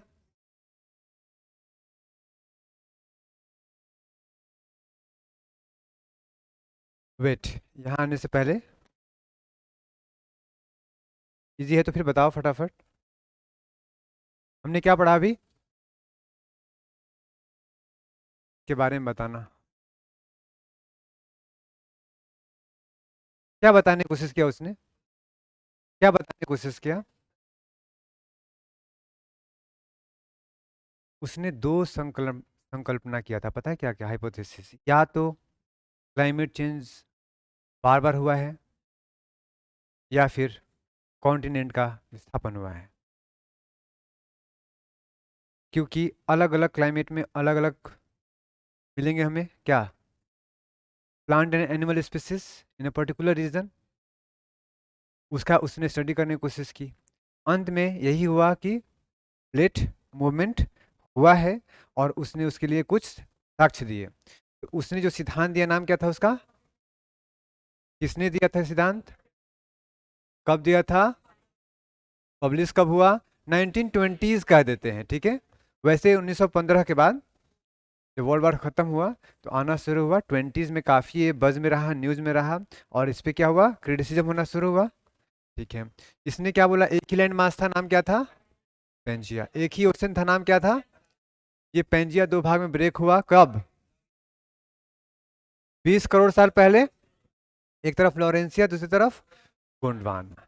बीच में कौन सा आया? तेथिस सी हो गया। ठीक है, कितने फेज बना है सब? 5। तो रहने दो। इन सब के लिए अगला क्या है, फोर्सेज रिस्पॉन्सिबल। दो डायरेक्शन लग रहा है, एक वेस्ट वार्ड और दूसरा इक्वेटर वार्ड्स, ठीक है। वोल वार्ड बार बार। वेस्ट वार्ड में कौन सा force? Tidal force, due to tidal force due to the impact of combined impact of moon and sun. और जब आप लिखोगे आंसर मून एंड सन, जो कि वहां पर लिखा हुआ था मैंने आपको, तो ध्यान रखना मून लिखोगे, सन बाद में लिखोगे। क्योंकि जो टोटल टाइडल इम्पैक्ट होता है हमारे यहाँ, जो ज्वार भाटा आते हैं, उसमें मून का जो फोर्स होता है as compare to sun double होता है। इसलिए मून को प्राथमिकता देनी है। हो गया ये टाइडल फोर्स। और दूसरा तीन फोर्स था, कौन कौन? फोर्स ऑफ बायोन्सी, बायोन फोर्स हो गया, और पोल फ्लीइंग फोर्स, डन। अच्छा, ये फोर्सेस के बाद अब आता है एविडेंस। वो क्या थे भाई एविडेंसेस? पहले क्या बताओगे, jigs of fitting, jigs of fitting. दूसरा means edge and features of the rock according the एसन, जो मिला वो समान मिला। सिंपल रख दूं मैं, edge and features of rocks across ocean. इसके अलावे चलो प्लेसर डिपॉजिट मैंने कर दिया, फिर टाइलाइट डिपॉजिट, फिर फॉसिल डिपॉजिट कर दिया हमने, और polar wandering, shifting of poles, ये हो गया। एविडेंस दिया उसने, लेकिन क्रिटिसिज्म क्या है? फोर्सेज जो है क्वेश्चन मार्क, एजम्पशन पे बेस्ड है, ये कोई साइंटिफिक एविडेंस नहीं है, कॉन्क्रीट एविडेंस नहीं है। इसके अलावा not permanent feature, they are बदल सकता है। और क्या, वो जियोलॉजिस्ट नहीं है, वो क्या है, क्लाइमेटोलॉजिस्ट है, ठीक है। स्पीसीज की तो मेयर कोइंसिडेंस भी हो सकता है। और हाँ, इसने महासागर की बात नहीं की, इसने मेनली कॉन्टिनेंट की बात की, ठीक है। Stick to the continent only and not ocean. इसके साथ में एक और क्रिटिसिज्म था इसमें, इसने कहा कि 200 करोड़ 20 करोड़ साल पहले, या 200 million years ago, why, what is the explanation of the same? उसी समय क्यों, उससे पहले क्यों नहीं? इसका आंसर है इसकी थ्योरी में कहीं, बट क्रिटिसिज्म तो हो सकता है ना। तो ऐसा कर सकते हैं कि वाई 200, वाई नॉट बिफोर और आफ्टर?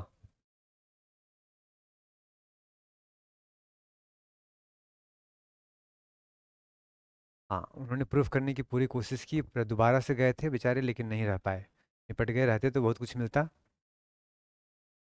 ठीक है, इतना समझ में आया क्रिटिसिज्म के बाद आता है कि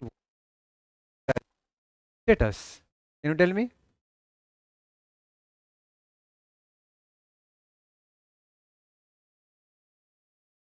सीधा कहोगे कि although the forces and the evidences suggested by the Alfred Wegener are not up to the mark और not very much appropriate. For example, the forces that he suggested are not capable enough or strong enough to be able to move continents. इतना clear है. लेकिन जो उन्होंने कुछ land masses के बारे में जानकारियां दी और कहा कि ड्रिफ्ट हो रहा है, ये सब सच है. हम आज का जो हमारा प्रेजेंट जो सबसे वाइडली एक्सेप्टेड थ्योरी है, जिसे बोलते हैं प्लेट टेक्टोनिक थ्योरी, वो भी इस बात को मानता है. साथ ही उसके द्वारा सजेस्ट किए गए जितने भी लैंड मासेस थे, आज भी उसको स्वीकार किया जाता है. Pangaea, Laurentia, Gondwana and so on. ये क्लियर है. बस फोर्सेस सही नहीं थे, कुछ उनके एजम्पशंस भी सही नहीं थे. बाकी टेप मैच कर रहा है तो ये वाकई था. ऐसा ऐसा नहीं कि नहीं था वो, लेकिन हम इस आधार पर नहीं कर सकते कि था ही. अब कमी निकालना चाहो तो निकालो, सब्जेक्टिव मैटर हो गया. क्यों था, गॉट इट. मान लो आप उनके दुश्मन हो, कहीं चोरी हो रही थी वहां पे किसी वजह से क्या हो गया, पक्का ये चोरी में शामिल था. इनका कोई मित्र होगा, बोले अरे वो तो किसी को बचाने गया था वहां पे, मैंने भेजा था, मेरा काम था कुछ, बस गए थे. ये तो सच है ना. बस वो मैच कर रहा है हमारा, ये सच है. अपना अपना थ्योरी. क्रिटिसिज्म वाले करें कि एविडेंस ये मियर क्या है, कोइंसिडेंस है. वो कह रहा है कि सच में एविडेंस है. हो गया. देन इस तरह से पूरा पूरा कौन सा सबकी जुबान पे आ गया, कौन केसरी या फिर continental drift theory. Continental drift theory. मैं कल दोबारा पूछूंगा और सब कुछ बिना कॉपी देखे बताना है. धन्यवाद. तो हम पूछते हैं हम लोग अगला थ्योरी पे, जो बताता है कि वाकई क्यों कॉन्टिनेंट मूव किए. और वो थ्योरी है जिसको बोलते हैं कन्वेक्शन करंट थ्योरी. क्या बोलते हैं उसको हम लोग, संवहन तरंग सिद्धांत. संवहन मतलब, अच्छा ये कन्वेक्शन मतलब क्या होता है, कहीं वर्ड सुना है लाइफ में कन्वेक्शन या संवहन. फिजिक्स में सुना है, ज्योग्राफी में सुना है. Yes, this is right. आप सब सुना होगा, उष्मा एक जगह से दूसरी जगह पे ट्रांसफर होती है, स्थानांतरित होती है, होती है. ये बताओ कि उसके कितने मोड्स हैं, मैकेनिज्म है.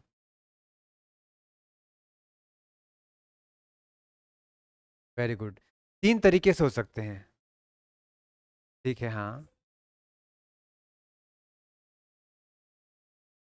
Very good.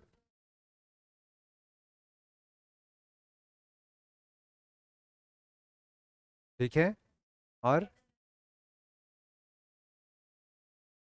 Very good. बस तीन ही है हमारे पास. अगर कोई मीडियम सॉलिड है, मीडियम सॉलिड है, अगर मैं यहाँ गर्म करना शुरू करूँ और ये अगर धीरे धीरे ये पार्ट गर्म हो सकता है. कौन सा हुआ, चालन बोलते हैं उसको.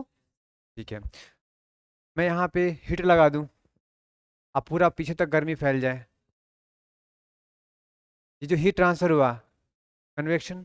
पानी गर्म करते हो, कन्वेक्शन. आग ताप रहे होते हो, कन्वेक्शन की रेडिएशन. आग तापना है, तापते हैं ना ठंड के दिनों में, कंडक्शन की रेडिएशन.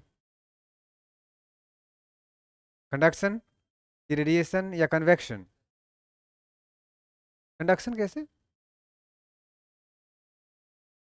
वो नहीं, इंडिविजुअल कहीं पे मान लो यहाँ पे हमने आग जला दिया, आग ताप रहे हैं, ये कौन सा होगा एग्जाम्पल, कन्वेक्शन. तो ये कन्वेक्शन करंट थ्योरी में कन्वेक्शन समझ में आ गया. हीट ट्रांसफर का एक मोड है कन्वेक्शन करंट. करंट क्या होता है,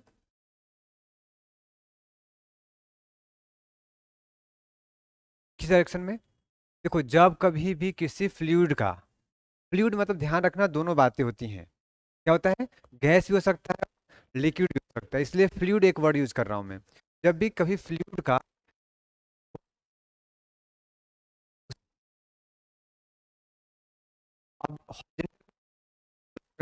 अब जैसे हवा हॉरिजेंटल मोशन बोलते हैं, इधर है. वायु का हॉरिजेंटल मोशन क्या बोलते हैं, विंड. और वायु के वर्टिकल मोशन क्या बोलते हैं, air currents.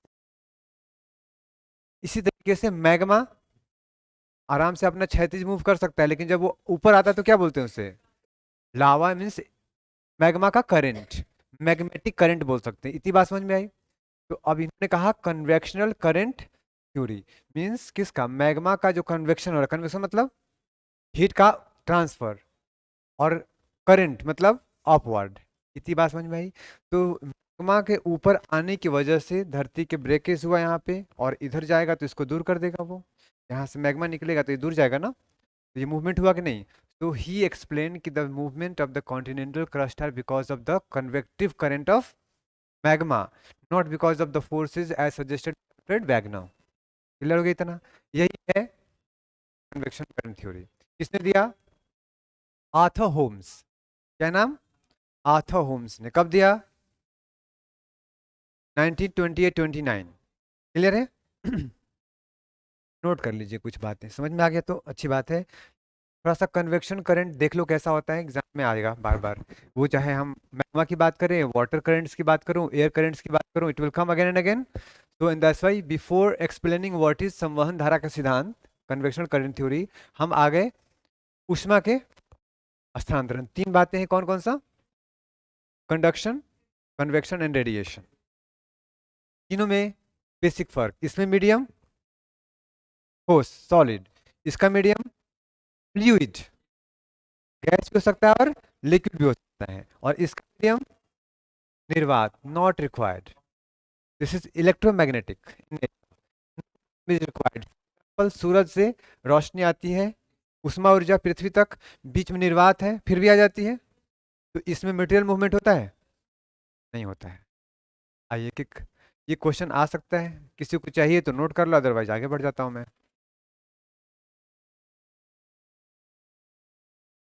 Smallest particle of light is called. नहीं होते हैं।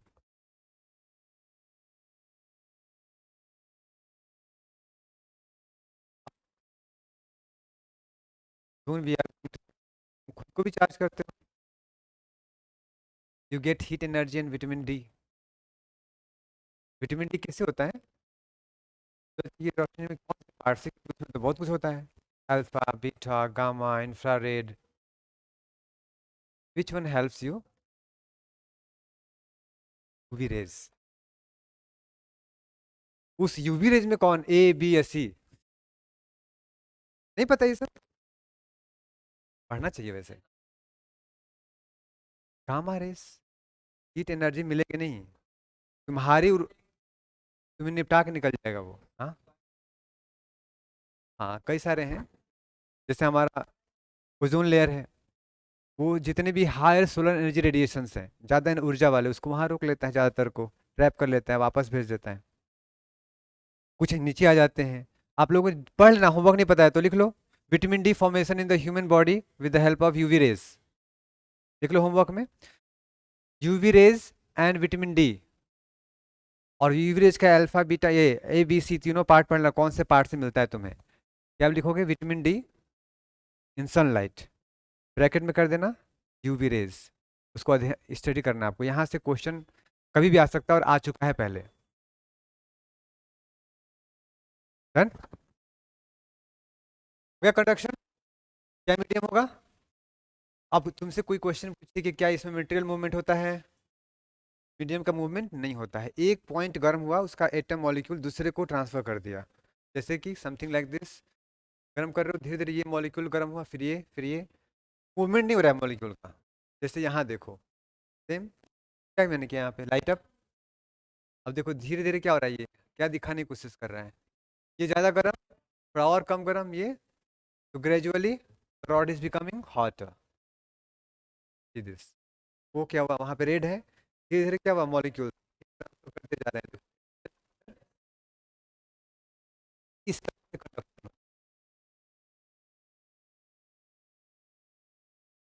एग्जाम्पल, जिस एरिया में आप रहते हो, वहाँ आईआईटी या एम्स खुल जाए, वहाँ पे साइंटिस्ट डॉक्टर्स रिसर्चर्स रहने लगे, धीरे धीरे देखोगे वहाँ पे साइंटिस्ट डॉक्टर्स का जो के लोग रहते हैं, उनमें बनने की प्रवृत्ति बढ़नी शुरू हो जाती है। कंडक्शन, ये छोड़ो, ज्ञान का कंडक्शन हो रहा है। इसी तरीके से जब रिजर्वेशन सिस्टम दिया जाता है किसी खास कम्युनिटी, कास्ट, रिलीजन में, तो अगर मान लो बहुत पिछड़ा है, तो अगर एक आईएएस बना, धीरे धीरे क्या होगा, इसको तुम एनालॉगस तौर पे देखो। ये हीट के ही केस में करते हैं कंडक्शन, बट एनालॉगली देख सकते हो इसको, कि what I am trying to say. Good. Convection, क्या पिक्चर लोगे? बस इसी का वो नीचे देखो यहाँ पे क्या लिखा हुआ है, molecules in solid object don't move, they vibrate single like this, ठीक है। कन्वेक्शन, इसमें मटेरियल मूवमेंट होता है कि नहीं, इसमें मटेरियल ही मूव करता है। Heat will transfer through material movement, यह क्वेश्चन ऐसे पूछेगा, ये नहीं पूछेगा what is convection. You can answer now. जो ज्ञान आप तक जा रहा है मेरे माइंड से आपके माइंड तक, कौन सा है ये? वैसा कुछ तो नहीं है, लेकिन अगर इनडायरेक्टली जोड़ना चाहो तो कंडक्शन कह सकते हो कि कन्वेक्शन। कंडक्शन तो तब होता है जब मैं आपके सर पकड़ लेता, बूम तब नजर आ जाए तुम्हारे अंदर। मैं तो दूर से बोल रहा हूँ, एयर समान, ठीक है। चलो, हो गया। ये क्या हो रहा है? हीट गर्म हो रहा है। पानी गर्म पता है कैसे होता है? गौर से करो, देखो, ये अगर पॉट है, तुमने यहाँ पे आग लगाई, ट्यून में नहीं, यहाँ पे आग लगाई, तो क्या होगा, नीचे वाला पानी गर्म होगा। आप सबको पता है कि कोई चीज़ गर्म होता है तो हल्का होता है, उसकी डेंसिटी कम हो जाती है, तो हल्का होगा तो ऊपर कैसा है, भारी, ठंडा पानी है, तो ठंडा पानी नीचे की ओर बैठेगा और गर्म पानी ऊपर की ओर जाएगा। तो ये देखो, वार्म वाटर करेंट्स जा रहा है ऊपर की ओर। तो ये पानी बॉइलिंग ऐसी होती है, समथिंग लाइक दिस, लगातार यही प्रोसेस होता है, ठीक है। यहाँ पे एक देखो कन्वेक्शन करंट बना। बस ध्यान रखो, इसी चीज को बताने की कोशिश करेंगे पृथ्वी के अंदर। If at any point there is very high heat energy, in that case the magma will come out gradually cold, and this will go on continuously, cycle चलता रहेगा। पानी के, जो हम लोग पॉट में पानी गर्म करते हैं, और पृथ्वी के अंदर जो मैग्मा का फ्लो है, कुछ ऐसा ही है। ऑफ कोर्स पहले, हालांकि ऐसा नहीं कि तुमने सेम कॉन्सेप्ट लगा देना जो आजकल लगाते हो, इंडक्शन। वहां पे पानी गर्म किसी और तरीके से है, वो गर्म की वजह से नहीं होता। गर्म नहीं होता ना, उसको टच करोगे तो गर्म नहीं होता, वो अलग कॉन्सेप्ट है। वो साइंस टेक में पढ़ते हैं। ऑफ कोर्स, उसमें मीडियम की आवश्यकता डायरेक्ट नहीं होती, बट वहां पे है मीडियम। और पे नहीं होता, कोई भी बर्तन रख देने से गर्म नहीं होगा वो। अच्छा, किसमें खाना फास्ट बनता है, इंडक्शन पे या फिर, है ना?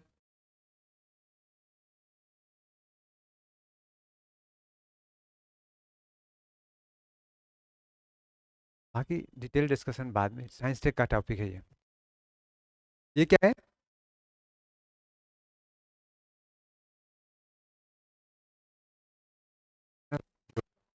आराम से आंख बंद करके बैठे, सारा ज्ञान आ गया। ये radiation, ये धरती एक दूसरे से गर्म हो रहा है तो कंडक्शन, और फिर अगर हवा जो गर्म होकर ऊपर जा रही है तो, क्लियर हो गया तीनों एक ही में। इसलिए इसको पढ़ा हमने, ये पूरा क्लाइमेटोलॉजी की कॉन्सेप्ट चलेगा।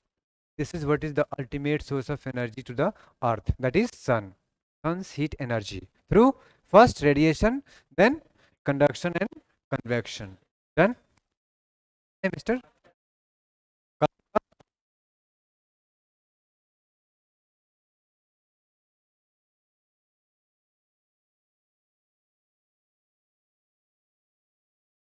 हो गया?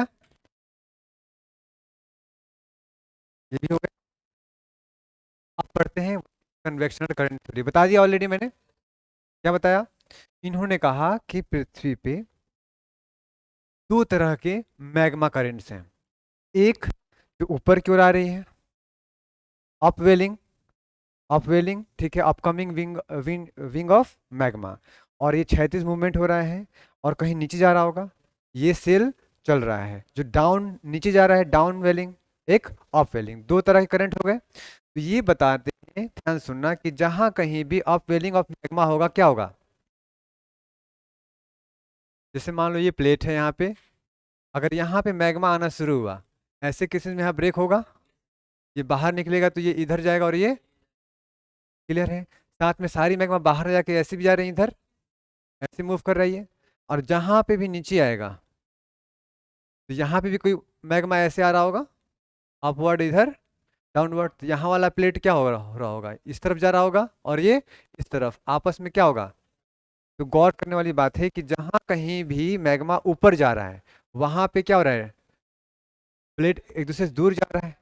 और जहां कहीं मैग्मा नीचे क्यों रहा है वहां प्लेट क्या हो रहा है, एक दूसरे के पास आ रहा है।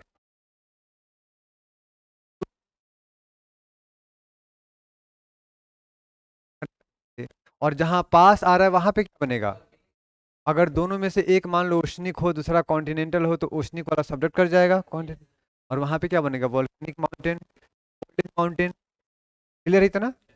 ये उन्होंने बताया, देखो ज्यादा बेहतर कॉन्सेप्ट हुआ कि नहीं, कन्वेक्शन करंट थ्योरी। हालांकि इन्होंने ये एग्जैक्ट नहीं बता पाया था, कई कमियां भी थी, will discuss about it.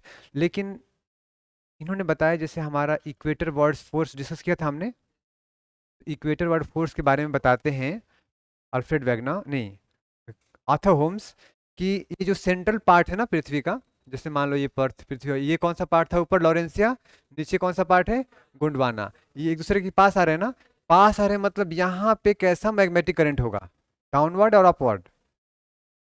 Upward होगा तो दूर जाएंगे ना, ये बात समझ में आई, downward. But is it correct always, यहाँ पे तो कई सारे अपवर्ड वोल्केनिक एक्टिविटीज हो रहे हैं, स्ट्रॉन्ग वॉल्यूम हमने देखा। इसी चीज को फर्दर जो कि 1928-29 में किया था, 1968 में मॉर्गन ने जी आए, उन्होंने इसको सुधार दिया था। ठीक है, Parker, McKenzie, Morgan, all together ये सब हमारे जियोग्राफर्स हैं वर्ल्ड के जिन्होंने काम किया इस पे। बात समझ में आई। एक बात समझ में आई कि क्यों आ रहा था पास में उनके अनुसार। ठीक है, दो तरह के मैग्मा करंट देख लेते हैं थोड़ा सा पहले, फिर लिख नोट करेंगे। देखो ये क्या दिखाने को, ये रिजेज बनेगा यहाँ पे, एंड जहाँ पे ये सबडक्ट कर रहा है देखो ट्रेंचेज बने, ट्रेंच मतलब गर्त, महासागरीय गर्त, सेम कॉन्सेप्ट। ये देखो समथिंग लाइक दिस, किसने बोला, आर्थर होम्स ने। क्या नाम था सिद्धांत का, कन्वेक्शन करंट थ्योरी, हिंदी में संवहन तरंग सिद्धांत। इन्होंने क्या बताया कि जो प्लेट मूवमेंट्स हो रहे हैं that is because of welling and means magnetic currents. Clear है, उन्होंने कुछ ऐसा बताया, समथिंग लाइक दिस अगेन। ये कन्वेक्शन सेल हो गया, कन्वेक्शन क्यों, क्योंकि हीट ट्रांसफर हो रहा है from interior to upper part, convection क्यों, क्योंकि हॉरिजॉन्टल वर्टिकल मूवमेंट है। ठीक है, जैसे एग्जांपल ये क्या हो रहा है देखो यहाँ पे अपवेलिंग, और ये कौन सा पार्ट है, पृथ्वी का क्रस्ट का, ये ब्रेक हो गया यहाँ से, समथिंग लाइक दिस। ठीक है, ये upwelling, rising magma, sinking mag, mantle, यहाँ समझ में आ गया हो, फिर नोट कर लीजिए।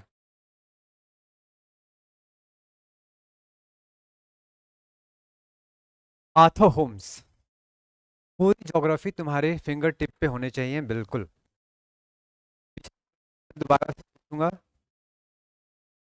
Volcanism, continental drift and convectional current theory, ये पूरा जुबान पे बिना कॉपी देखे बोलना है एक एक शब्द, और कीवर्ड दिमाग में, आंसर एनी क्वेश्चन।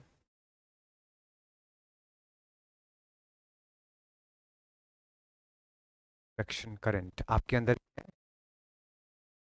और यूपीएससी जितना ज्यादा होगा उतना बढ़िया।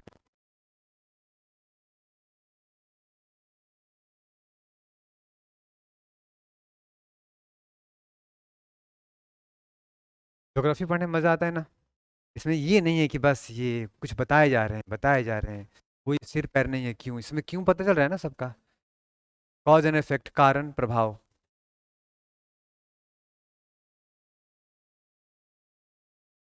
दो तरह से बांट दिया गया, कौन सा, currents of rising, convective current falling.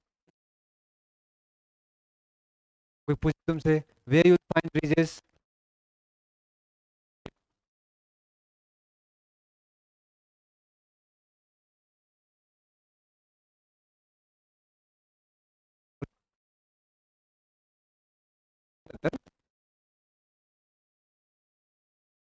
बातें मैंने वही लिखा यहाँ पे।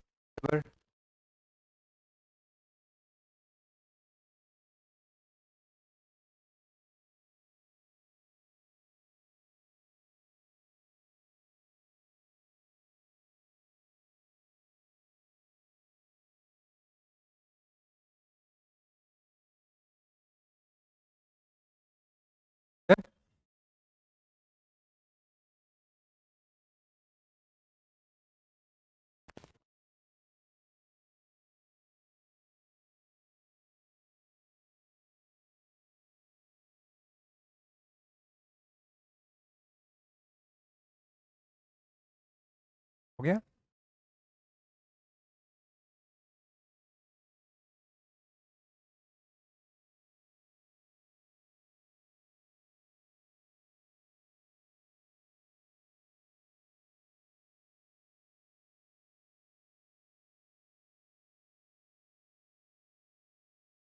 विलेन है।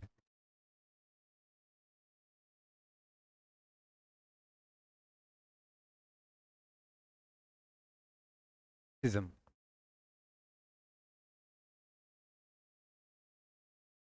इन्होंने जो बताया कि हमारा जो वोल्केनिक एक्टिविटी हो रही है किस वजह से हो रही है, बिकॉज ऑफ प्रेजेंस ऑफ,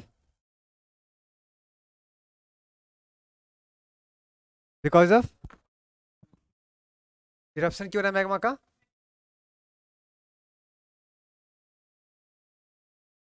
और रेडियो सक्रिय पदार्थ हैं। तो ध्यान रखो, रेडियो सक्रिय पदार्थ की कल्पना यहाँ तक होती जा रही है। सच ये है कि we don't know how much and where they are present. There is no as such conclusive evidences. ये हमेशा क्वेश्चनेबल है। 100% प्रूवन नहीं है कि कितनी मात्रा में है कितना है। ठीक है, कुछ और भी कारण हो सकता है वहां पे, that we have not explore yet. Next, अगर हीट निकल रहा है ये सारे लगातार, यहाँ जो मैग्नेटिक इवेंट है ये बढ़ता जा रहा है, पॉसिबल है तो कम होगा एज पर लैपलेस प्रिंसिपल। कोई चीज ठंडा होता है ना, आ गया इसमें। दूसरे में जो ये राइजिंग एंड फॉलिंग लिम्ब की बात किया, ये इतना स्ट्रक्चर्ड नहीं है इस तरह से। पूरे पृथ्वी जो बाद में ऑब्जर्व किया गया, this is not exactly the rising of magma exist, exactly वैसा। क्लियर है।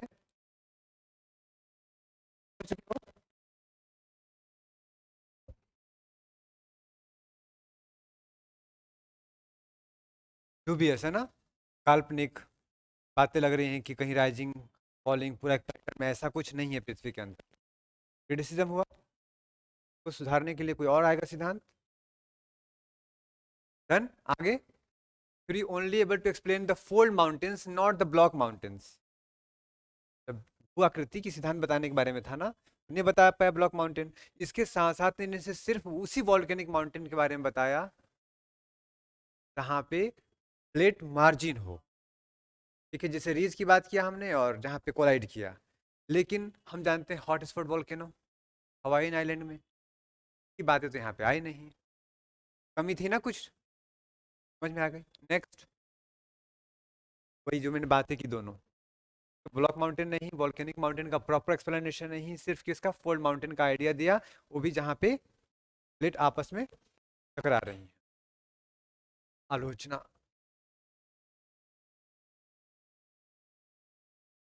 देखना हिंदी में आलोचनाएं कुछ ज़्यादा लिखी हुई हैं, इसलिए हिंदी माध्यम में जब भी पढ़ाया जाता है तो समय थोड़ा ज़्यादा लग जाता है, कम समय में हो जाता है, क्योंकि to the point concept, to the point आगे बढ़ो, इसमें भूमिका बनाओ। What is the concept everywhere throughout India, नहीं पता है, देख लेना किसी भी स्थान में। इंग्लिश मीडियम बैच अगर 1 साल में कंप्लीट हो रहा है तो हिंदी मीडियम में 18 महीना हो ही जाता है कम से कम। ऐसा नहीं कि इन्फॉर्मेशन ज़्यादा दिया जाता है, ठीक है, की वजह है थोड़ा सा नंबर कमाने का Hindi medium student. To the point answer लिखना है आज के ज़माने में, कीवर्ड्स को फोकस करना है। क्या चीज़, मैं शॉर्ट में पढ़ाता हूँ। नहीं, प्रॉब्लम क्या है ना कि हिंदी मीडियम छात्र का डिमांड ही वही रहता है। यू डोंट जस्ट, जब तक भूमिका ना बनाया जाए दे डोंट एक्सेप्ट इट। वजह क्या है कि अब जो उनका बिलोंगिंग है अलग अलग क्षेत्रों से होता है ज़्यादातर। कि जैसे कि तुम इंजीनियरिंग कॉलेज से पढ़ के आए हो, मान लो कोई भी टेक्निकल कोर्स करके आए हो, तुम्हारे कॉलेज में काम ज़्यादा कराया जाता है। अगर डीयू और जेएनयू जैसे कॉलेज छोड़ दिया जाए, गांव कॉलेज से अगर तुमने बीए किया हुआ है, पता ना बीए क्या किए हुए तुम, का डिफरेंस आता है, तो थोड़ा ज़्यादा मेहनत करना पड़ता है। एक होता है फिजाइल, एक होता है fertile, do you know what is it, क्या होता है? और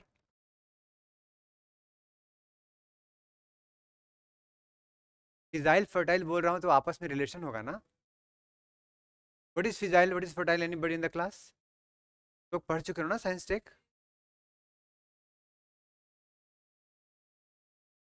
फिसाइल और क्या मैंने बोला, फिसाइल एंड फर्टाइल, ऐसा मटेरियल को तुम डायरेक्टली यूज कर लो। रेडियो एक्टिव मटेरियल की बात कर रहा हूँ मैं, जिसको डायरेक्टली तुम यूज कर सकते हो as a fuel to generate energy और टू सिंपली मेक बॉम्ब। क्या बोलते हैं? फिजाइल, डायरेक्ट यूज कर लो। फर्टाइल मतलब having the capability, you can do certain changes in it and it can become. आप सब कौन हो? फर्टाइल हो, थोड़ा सा बदलाव करके आपको आइस बनाया जा सकता है। Fertile versus fertile, uranium 234, uranium 235, 38, plutonium. Conclusion,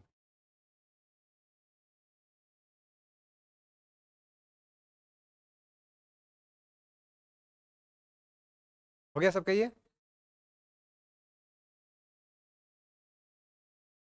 इतनी देर से कहानी सुन रहा था क्या?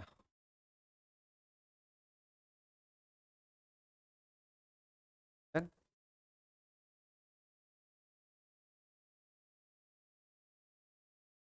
सागर नीतल प्रसरण, लिट विवर्तक सिद्धांत, ज्वालामुखी उद्गार, ये सबको एक्सप्लेन किया, थोड़ा बहुत हेल्प किया आने में और एक्सप्लेन किया, ये इसका इंपॉर्टेंस है। हमने पढ़ लिया सिद्धांत, कौन कौन सा?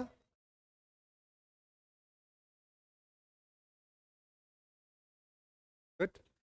इसके आगे कौन सा पढ़ना है हमें? हाँ, इससे पहले एक और, सी फ्लोर स्प्रेडिंग, और उसके बाद क्या पढ़ना है? Plate tectonic. समझ में आई? चलो मैं थोड़ा सा बता दूं, आगे हो गया ये सबका। नाउ नेक्स्ट, से पहले कि आप पढ़ो कौन सा, सी फ्लोर स्प्रेडिंग, उसमें ये वर्ड यूज होगा पैलियो मैग्नेटिज्म, हिंदी में क्या बोलते हैं? यस, पूरा चुंबकत्व, चुंबकत्व, पैलियो मैग्नेटिज्म। पैलियो मतलब होता है सिंपल, अब ये तो हमारा पुराने जो रॉक्स हमारे हैं उनका जो मैग्नेटिज्म की स्टडी हम लोग क्या बोलते हैं? Palaeomagnetism. कौन से रॉक का? अर्थ के रॉक का, बात है। और उसमें ये देखा गया जैसे कि मान लो कि कोई भी ऐसा मटेरियल है जिसमें मैग्नेटिक प्रॉपर्टीज हैं, जैसे कि आयरन, अगर तुम उसको गर्म करोगे तो उसमें मैग्नेटिक प्रॉपर्टी चेंज होगा कि सेम रहेगा? धीरे धीरे कम होगा, एक समय के बाद उसकी बिल्कुल गायब हो जाएगी। कौन सी? Magnetic property. ये बात समझ में आई? जैसे लोहा है, जब अर्थ नीचे मैग्मा है, मान लो आयरन है, जब वो किसमें कन्वर्ट हुआ? लोहा में। ठीक है, जब वो कूलिंग हो रहा होगा मतलब उसकी फिनिश हो गई, अब जब वो कूल होगा तो उस समय की जो अर्थ का मैग्नेटिक फील्ड होगा उसके अलोंग वही वाला गुण उसमें आ जाएगा। ये बात समझ में आई ना? जैसे मान लो आपके अंदर पढ़ने का गुण है, तो आप ज्योग्राफी की क्लास में आते हो तो ज्योग्राफी वाला ज्ञान लेके चले जाते हो, आप में ज्योग्राफी वाली, साइंस वाले में साइंस आ जाता है, पॉलिटी में पॉलिटी आता है। वैसे ही मान लो कोई लोहा है, उसमें पहले से कोई गुण हो, जब वो गर्म होकर पिघल गया बिल्कुल, बहुत ज़्यादा गर्म, तो उसका गायब हो गया, और जब वो पुनः वापस आ रहा है पृथ्वी पर तो उस समय का जो मैग्नेटिक फील्ड होगा उसमें रिकॉर्ड हो जाएगा। ये बात समझ में आई? और हम जानते हैं कि पृथ्वी हजारों साल से है, करोड़ों साल से है। तो हमने जब देखा पृथ्वी पे, जैसे एग्जांपल देखो यहाँ पे,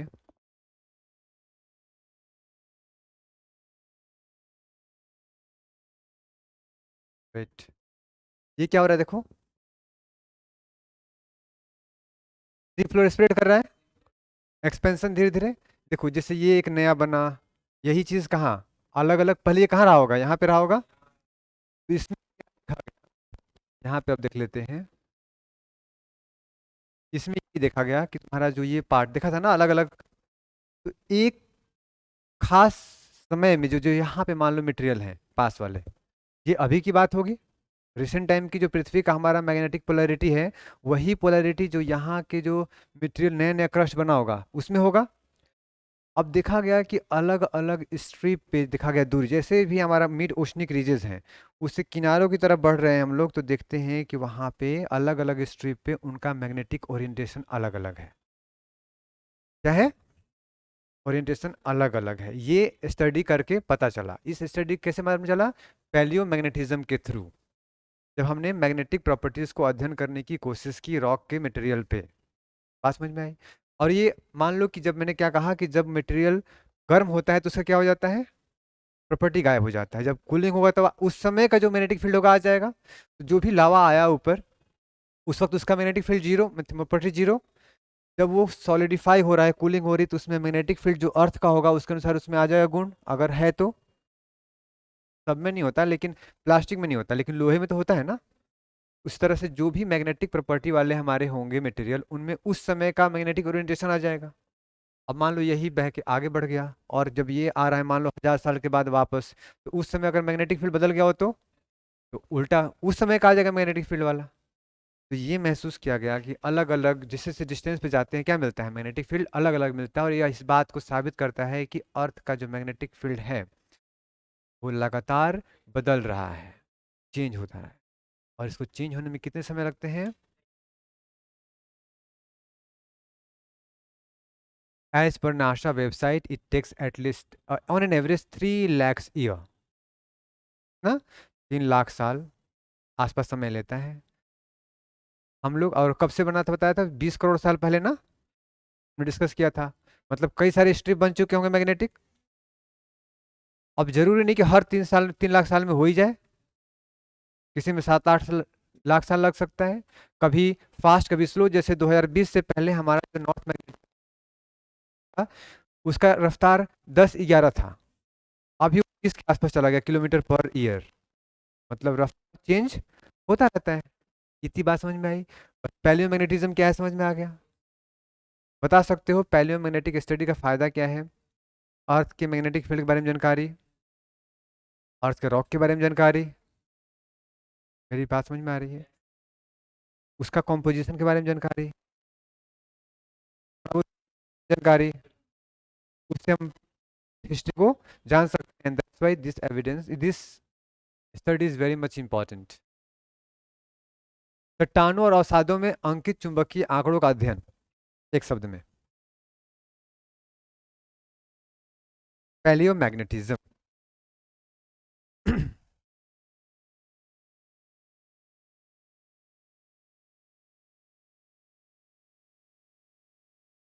इसके बाद मात्र 2 टॉपिक रह जाएंगे आपका, और जियोमॉर्फोलॉजी फिनिश, और जो कि सबसे डिफिकल्ट पार्ट कहा जाता है पूरी ज्योग्राफी में, जो आपका फिनिश हो जाएगा।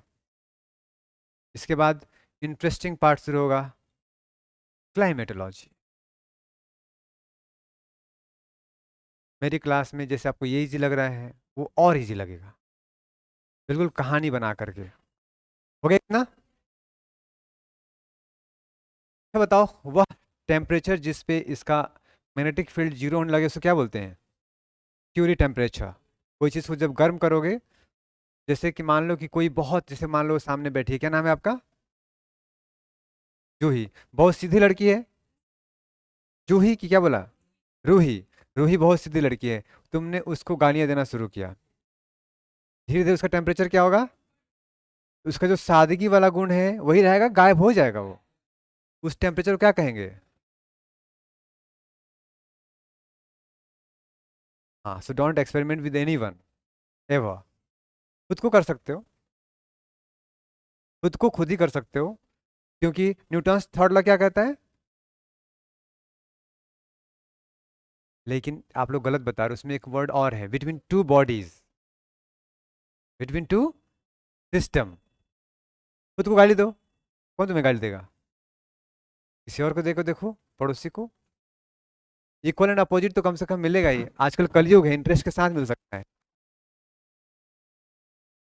तो क्यूरी टेम्परेचर याद रहेगा? Very good. आप लोगों को अपना अपना पता है क्यूरी टेम्परेचर। जैसे कृष्ण भगवान कितना था, 100 गालियां किसके लिए?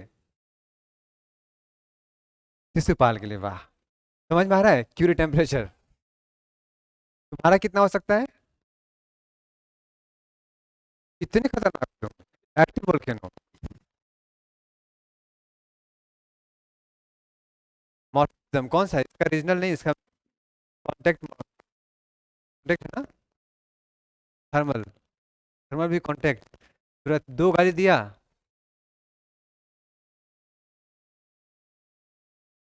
ये क्या दिखाने की कोशिश हो रहा है? जैसे देखो, यहाँ पे साउथ, यहाँ पे नॉर्थ, सही है गलत? गलती से लिख दिया क्या इसने? सही है, क्या बताना? क्या नाम बताया? रूही। रूही। तो बताओ रूही। ये साउथ, ये नॉर्थ, सही लिखा है? नहीं, गलत लिखा है। होता है सही लिखा हुआ है। कैसे?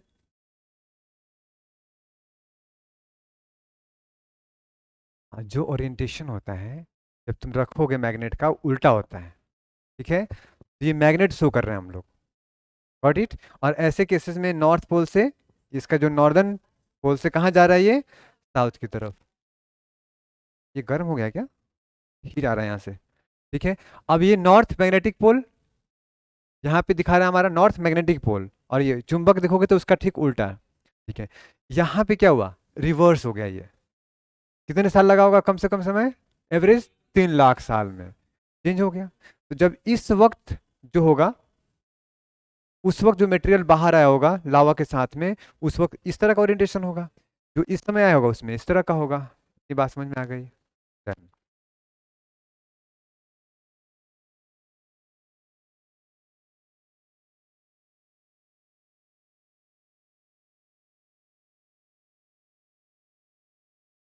रेड ब्लू क्या दिखाने की कोशिश हो रहा है?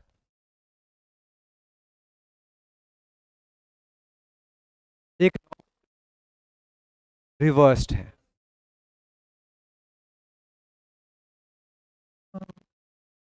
ऑल्टरनेट। मतलब वो स्ट्रिप जो हम स्टडी कर रहे हैं, उतना साल के गैप में जो बना होगा उसमें होगा। ठीक है, ये क्या दिखा रहा है? अर्थ का मैग्नेटिक फील्ड। इसी केसेस में जब आते हैं ना ये, कोई भी सोलर आंधी वगैरह, ये सब यहाँ ही पे आकर के इसको कुछ हद तक ब्रेक करता है, लेकिन गायब हो जाता है। कुछ समथिंग लाइक दिस। क्या चाहिए? Radius packs. ये हम दोबारा पढ़ेंगे इसको क्लाइमेटोलॉजी में, जब पढ़ेंगे aurora borealis, aurora coriolis, australis. Magnetic pole reversals कितने साल लगभग? 3 लाख साल में। During a pole reversal the magnetic field weakens but it does not completely disappear। जब रिवर्स हो रहा था कमजोर जरूर पड़ जाता है, बिल्कुल गायब नहीं होता। अगर गायब होता तो बचता ही नहीं, हम लोग यहाँ पे जिंदा ही नहीं बचते। पृथ्वी पे लाइफ सर्वाइव नहीं कर पाती ना, सब डिस्ट्रॉय हो जाता बिकॉज ऑफ हायर सोलर जो आते हैं फ्लेयर्स वगैरह। डन। देखो ध्यान से, कितना है 2020 के अनुसार? 44 किलोमीटर पर ईयर। एक आइडिया लगा। उससे पहले स्लो था, बहुत ही स्लो था। 10-11 किलोमीटर पर ईयर था। कहाँ? Waste ward. मीन्स पहुंच गया है, वहां तक कहाँ पे? नॉर्थ वाला जो हमारा सेंटर, सेंटर पॉइंट है, उससे भाग करके पीछे कनाडा पहुंच चुका है। ठीक है, और ये लगातार जा रहा है पीछे की ओर। किसका? ये अलग से फैक्ट दिया हुआ है, ये यहाँ पर ज्योग्राफी का पार्ट नहीं है, मैंने एक्स्ट्रा इन्फॉर्मेशन दे दिया आपको जिससे आपको समझ में आए। ठीक है, ये एक फैक्ट है, इसको कोई पूछेगा नहीं आपको कभी भी, बस समझने के लिए दे दिया। ठीक है, अब देखो 20 का रिपोर्ट है ये, राजस्थान टीवी पे डिबेट आया था। डन। ऐसे ही बता रहा है कि थोड़ा सा लेफ्ट मैग्नेटिक फील्ड। क्या? नॉर्थ पोल?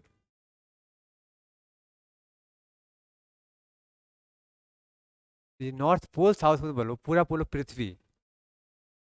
हाँ, वेट करो, इसका एक हमारा चैप्टर ही है, पहला ही चैप्टर हमारा है कौन सा? क्लाइमेटोलॉजी का फर्स्ट चैप्टर हम लोग इसी से शुरू करेंगे, क्योंकि पूरा क्लाइमेट इसी वजह से कि टिल्टेड है, अगर ना हो तो इक्वल वेदर चेंज नहीं होगा।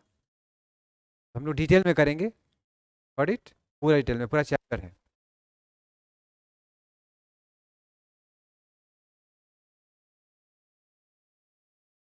वैसे ही तो हमारा ओजोन लेयर है यहाँ पे, लेकिन हम मैग्नेटिक फील्ड की बात कर रहे हैं फिलहाल। ठीक है, देखो इस तरह की सोलर आंधी आती है और ये हमारा इस तरह से प्रोटेक्ट करता है हमारी पृथ्वी को, ये डोंट एंटर। अगर आ जाए तो आंधी में हम लोग निपट जाएंगे। सिग्निफिकेंस क्या है, इतना कुछ तो बता दिया। Future behaviour of earth magnetic field मालूम चल सकता है, प्रेडिक्ट कर सकते हैं। दूसरा, अर्थ इवोल्यूशन के बारे में information. Strength and direction of earth magnetic field पहले क्या था, कब ज्यादा स्ट्रांग था, कब वीक था। प्रूफ टेक्टोनिक थ्योरी के रूप में आता है, ये आगे पढ़ेंगे, देखेंगे कैसे। Next, other usage, regional tectonics, geodynamics, history.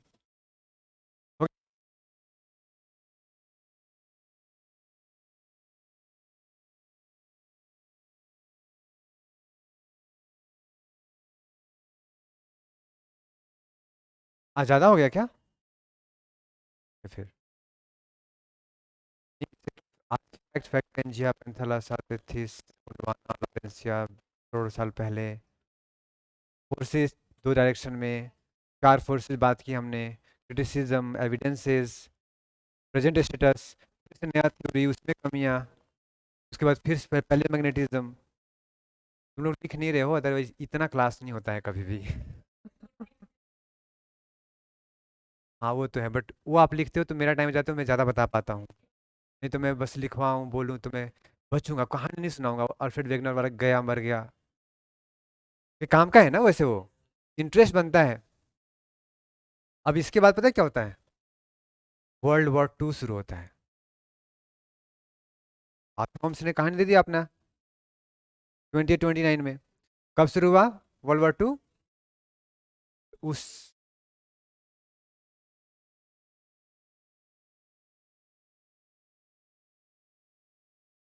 39 से शुरू हो गया ना, 45 से खत्म हुआ। ठीक है, तब होता क्या है उस टाइम में, कौन से कंट्रीज थे जो एक साथ थे? तीन। याद है? ये तो बाकी ब्लॉक हो गए ना, इसमें तो बहुत सारे कंट्री थे। जर्मनी, जापान, चीन थे। अच्छा, तो सबसे खतरनाक कौन सा था?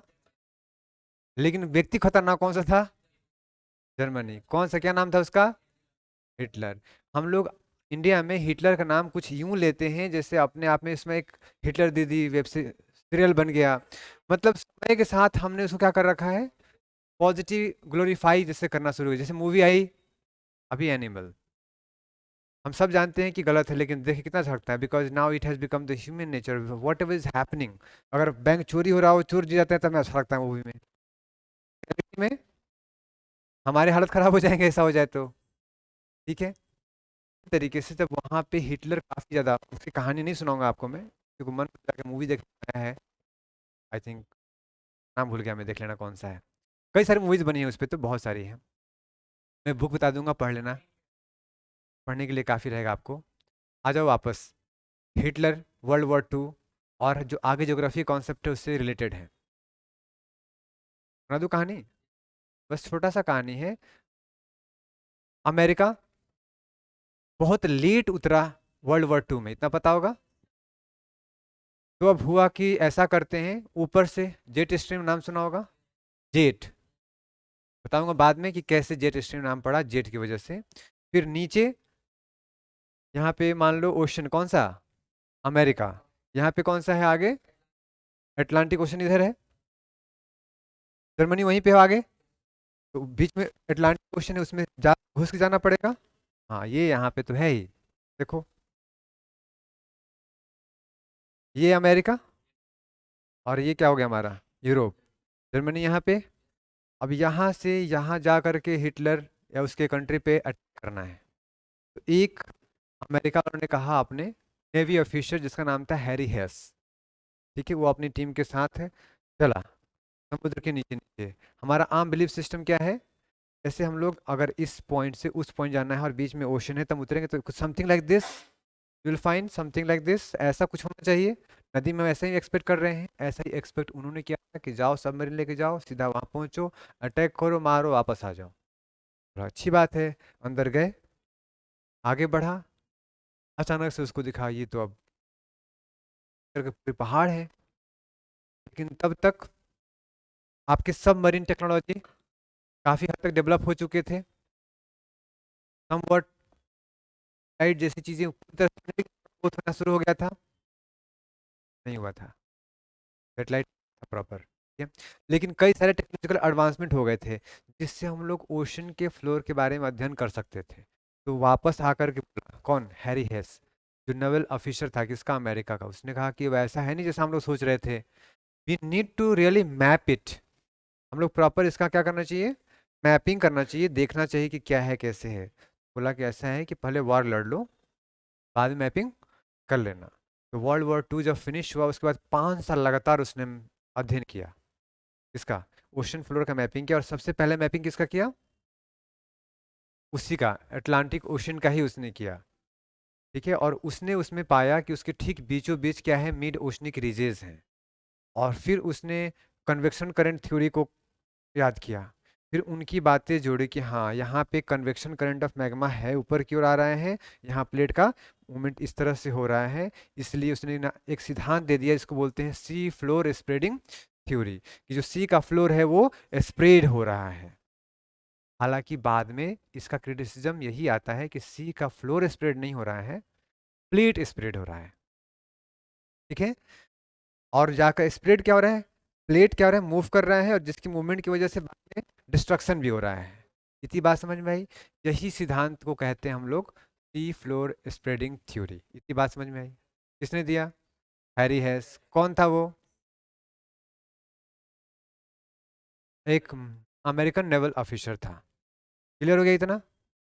1960s में दिया, कब, 1960s में, क्योंकि 5 साल लगे थे अध्ययन करने में उसको, बाद में लेकर के आ गया सिद्धांत। वही हमारा है सी फ्लोर स्प्रेडिंग थ्योरी। क्वेश्चन का आंसर बताओ, ऐसे बताओगे आंसर। अच्छा ठीक है, हमें लगा ये क्या है, सागर नीतल प्रसार का सिद्धांत की हम बात कर रहे हैं, किसने दिया,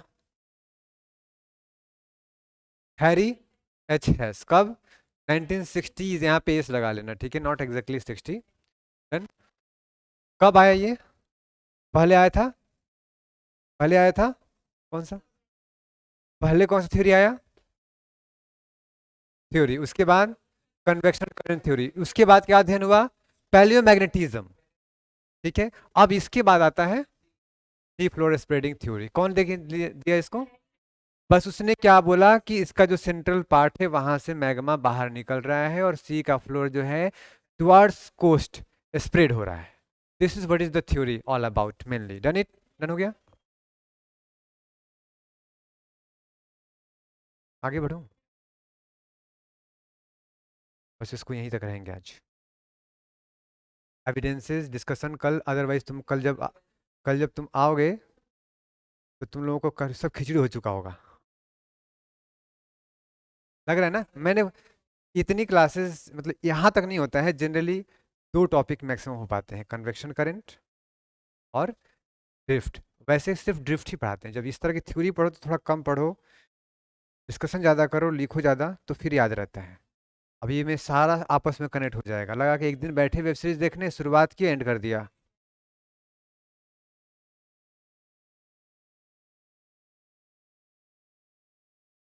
जो भी हमारे अर्थ के मैग्नेटिक रॉक्स हैं, पार्ट ऑफ अर्थ क्रस्ट हैं, उनका जब हम मैग्नेटिक बिहेवियर को स्टडी करते हैं तो इसी अध्ययन के नाम को बोलते हैं पैलियो मैग्नेटिज्म। पैलियो मतलब पुराना, जो रॉक्स हैं उनके स्टडी करना, पैलियो मैग्नेटिज्म। डन, बस। जैसे पृथ्वी का मैग्नेटिक फील्ड लगातार चेंज होता आया है, नॉर्थ वाला साउथ में, साउथ वाला नॉर्थ में, इसको होने में लगभग 3 लाख साल का समय लगता है। और पृथ्वी हमारी लगभग 20 करोड़ साल पहले से वो मूवमेंट शुरू हो चुका था। तो उस दौरान दौरान कई सारे प्लेट बने होंगे, आवरण। तो सब में अलग अलग नोट किया गया कि एक बार नॉर्थ साउथ ओरिएंटेड था, एक बार साउथ नॉर्थ ओरिएंटेड था। तो ये अलग अलग स्ट्रिप मिला। ये कहाँ से मिला? पैलियोमैग्नेटिक स्टडीज से। अब ये हेल्प करेगा हमें बताने में सी फ्लोर स्प्रेडिंग, अदरवाइज हमें मुश्किल होती बताने में। ये अध्ययन के ही आधार पे इन्होंने बताया था कौन सी फ्लोर इज स्प्रेडिंग, और इसलिए बताया था, जैसे एग्जाम्पल के तौर पे देखो, ये बताना यहाँ पे ध्यान रखना। आ गया?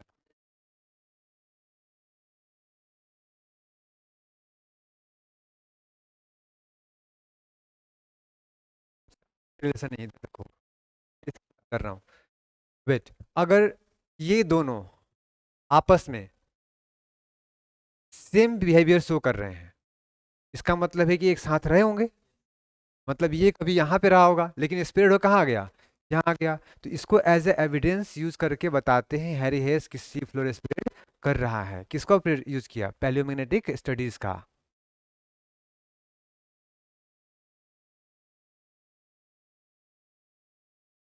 के बाद तो उस युद्ध के बाद की बात हुई ना, युद्ध के बाद खत्म होने 5 साल अध्ययन किया उसने, पूरी मैपिंग की, उसके बाद वो बताया। और अभी मैंने एविडेंसेस दिए नहीं है। I just introduce to what is sea floor spreading. Now I tell you the different causes, I tell you the different evidences in support of sea floor spreading theory. लेकिन आज बताऊंगा तो सब खिचड़ी हो जाएगा, इसलिए नहीं बता रहा हूँ। टाइम भी हो चुका है। So good luck, see you next day, thank you. आज नहीं, कर लिया तुम लोगों ने क्वेश्चन वो जो मैंने कहा था एथेनॉल वाला किया? वो तो होमवर्क में पूछने नहीं जाऊंगा, जो करेगा उसका एग्जाम में